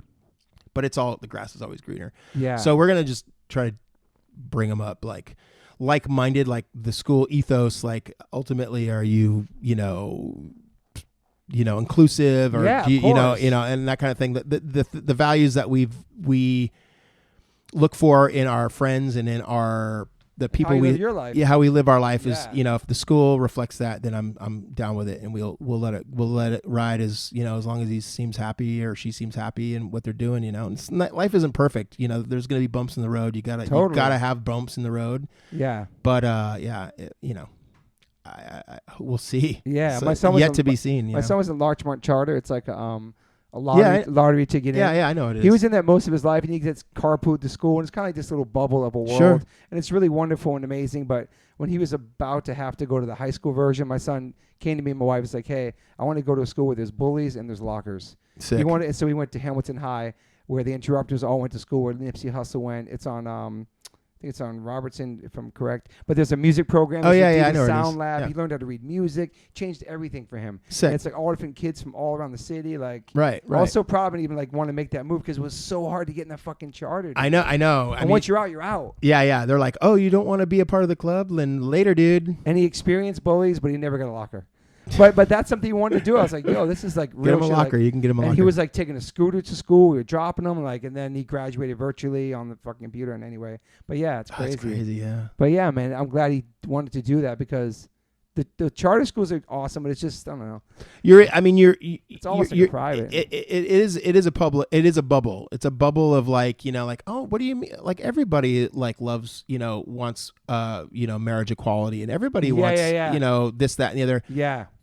What are you talking about? Like the world doesn't operate that way. It's like all you experience. I mean, in a way, I think again, you and I probably come from a different school of thought. But yeah, you can easily get trapped by your own utopia, or what you think is a utopia, and you can try to shelter people or your kids as into this little bubble. But the reality is, as soon as they walk out the door without you being around, the shit will hit them. And I take Leo to the skate park every day. Which skate park? Garvanzo. It's where we live. We live across the street from Garvanzo Skate Park in Highland Park, and it's considered a rough skate park. There's a lot of kids that will smoking, hanging out, just living it. Skating, doing the skate thing. It's not always the best shit to be doing, but I did it when I was a kid, whatever. And I have friends, moms, friends of mine that are moms. They're like, oh my God, you take them there? It's like I'm kind of nervous to take my kids there, and I'm like, why? Like these kids are the fucking shit. Like they're not perfect. They smoke. They may smoke weed. They listen to loud music. They listen to Danzig super loud, whatever it might be. Yeah. But they're community.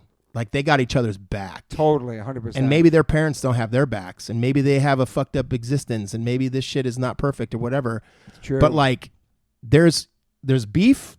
They scrap. You know what I mean? And it's they handle it, and it's not like so far. It's a good experience for him to be around. It may make him grow up a little too fast. I want to pump the brakes a little bit because he's like walking around going like, fuck that shit. And I'm like, bro, you're 5. Like, chill. Don't be doing that. Just take it easy on the language sometimes. And that kid's smoking over there. Don't do that. Don't smoke. Yeah. So it's whatever. You can't protect him from everything. But I think it's a good existence. I think it's cool. It shows him, he's getting beat up on a skateboard. He's learning to take a punch, on a skateboard. He doesn't have to, I think it's important. Yeah. And so, my wife is kind of like, whoa, like chill. And I'm like, no, it's good. You know what's something too I realized when my son turned 18, it's like, we don't own our kids. Like we made them to get, maybe we raised them and we don't own our it's crazy. Yeah. They can they're out. That's it, bro. They might even talk to you again. I know. But he's got to do the best thing while they're under your roof and teach them everything. It's like. Well, you're doing it. I mean, you're living by example, and like it's communication is really key, man. Absolutely. Like I agree. Don't want Max to be able to tell us everything and anything. We've always had that. You know what I mean? Like that's super important, man. Yeah. And if you trust your kid, they know you trust them. They won't do stupid shit. Yeah. Like we know when Max says he's somewhere, he's there. He'll text, I'm here. I made it. You know what I mean? We're still like, I made it to my girlfriend's. Like all that. He's 19. Like there's all that communication. Like. Yeah.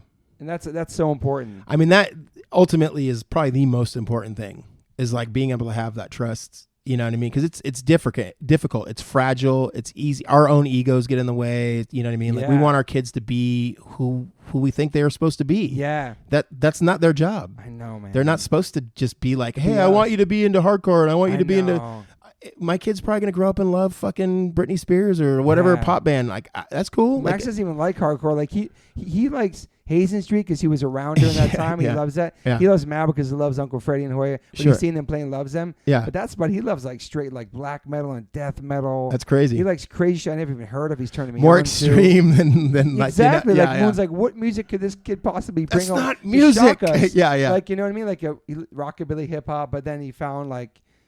Fit for an Autopsy, these bands like he fucks with death and just all this stuff that I never even heard. Right. So he's schooling me on that. Extreme for you. But I love it though. Yeah, it's sick. I mean, because he found on his own. Yeah, it's and cool. I mean, ultimately, like he's a rad dude. So whatever he's, and life is about experience. Like you're gonna fuck up and you're gonna make mistakes, and that's what kids are supposed to do. That's what we do. We're gonna be here to guide them as long as we can, as long as they'll listen to us. Yeah, and respect us and communication. Chill. Well, fuck, man, that was some real dad talk. Thanks, love you, bro. I love you too. This was awesome. Great. Thank you for being here. Peace. And, I'll see you soon, Brady. Peace. Bye. I always ask my guests if they have any regrets. I personally don't have any regrets. Even when it comes to my tattoos, I have the silliest tattoos. Even my ET on my leg, it's still a childhood memory for me, and I love it. I've had tattoos on top of tattoos strictly because I wanted more tattoos. I started getting tattoos when I was 18. I'm 52 now, and I can't stop. I've had laser treatment before on something on my arm. It's 4 tattoos on top of each other. And that experience at that place was pretty fast. It was pretty cold. It was in and out, swipe the credit card. Don't really tell me much. Didn't give me much details or anything was going to happen. So I never went back. So as of most recently, I'm so lucky enough to have had 2 sessions at Removery Tattoo Removal. My tattoo on my arm that looks like a big black blob is now super light. I've had 2 sessions. I have a long road ahead of me. None of this stuff happens overnight. You cannot take a tattoo up in one sitting. You have to be patient. And it's painful. They ice you up. It's super fast. To me, it felt like a bunch of rubber bands. But what's more painful than that is looking at something on your body that you think you're stuck with for the rest of your life. That sucks. But now for me, I'm really happy I started this journey. I'm slowly going to get this tattoo removed. I never thought in a million years I have any kind of real estate on my arm. I don't even know what I want, but it's exciting. I'm so honored to announce that One Life One Chance podcast is now with Removery. I have a code. Use TobyH20 and get $100 off your first session. Call 866-934-4570 or go to Removery.com. One of the most experienced tattoo removal companies in the world. Over 600,000 removal treatments done. 100 locations, U.S., Canada, and Australia. State-of-the-art peak-away laser technology, cryotechnology to reduce any discomfort. This is so exciting for me because all I do in these podcasts is talk about tattoos. From day one, if you've been listening to this podcast, we talk about tattoos, talk about getting removed, talk about getting covered up. So this is such a perfect fit for me. Once again, go to Removery.com or call 866-934-4570. Use my code TobyH20 and get $100 off. These guys are located everywhere. Try it out. Yo, people always ask me what kind of frames I'm rocking. I've been rocking Caddis for a couple years. They make amazing progressive readers, which I wear. Also, they make sunglass readers, anti-glare, anti-smudge coating, anti-scratch, and anti-aging. That's why I look mad young when I wear them. I'm just kidding. But they make amazing frames. Caddis, so stoked to have you guys part of the podcast. You can go to caddislife.com/Toby10 and get $10 off your first purchase. Stoked. Thank you, Caddis. Welcome to the fam.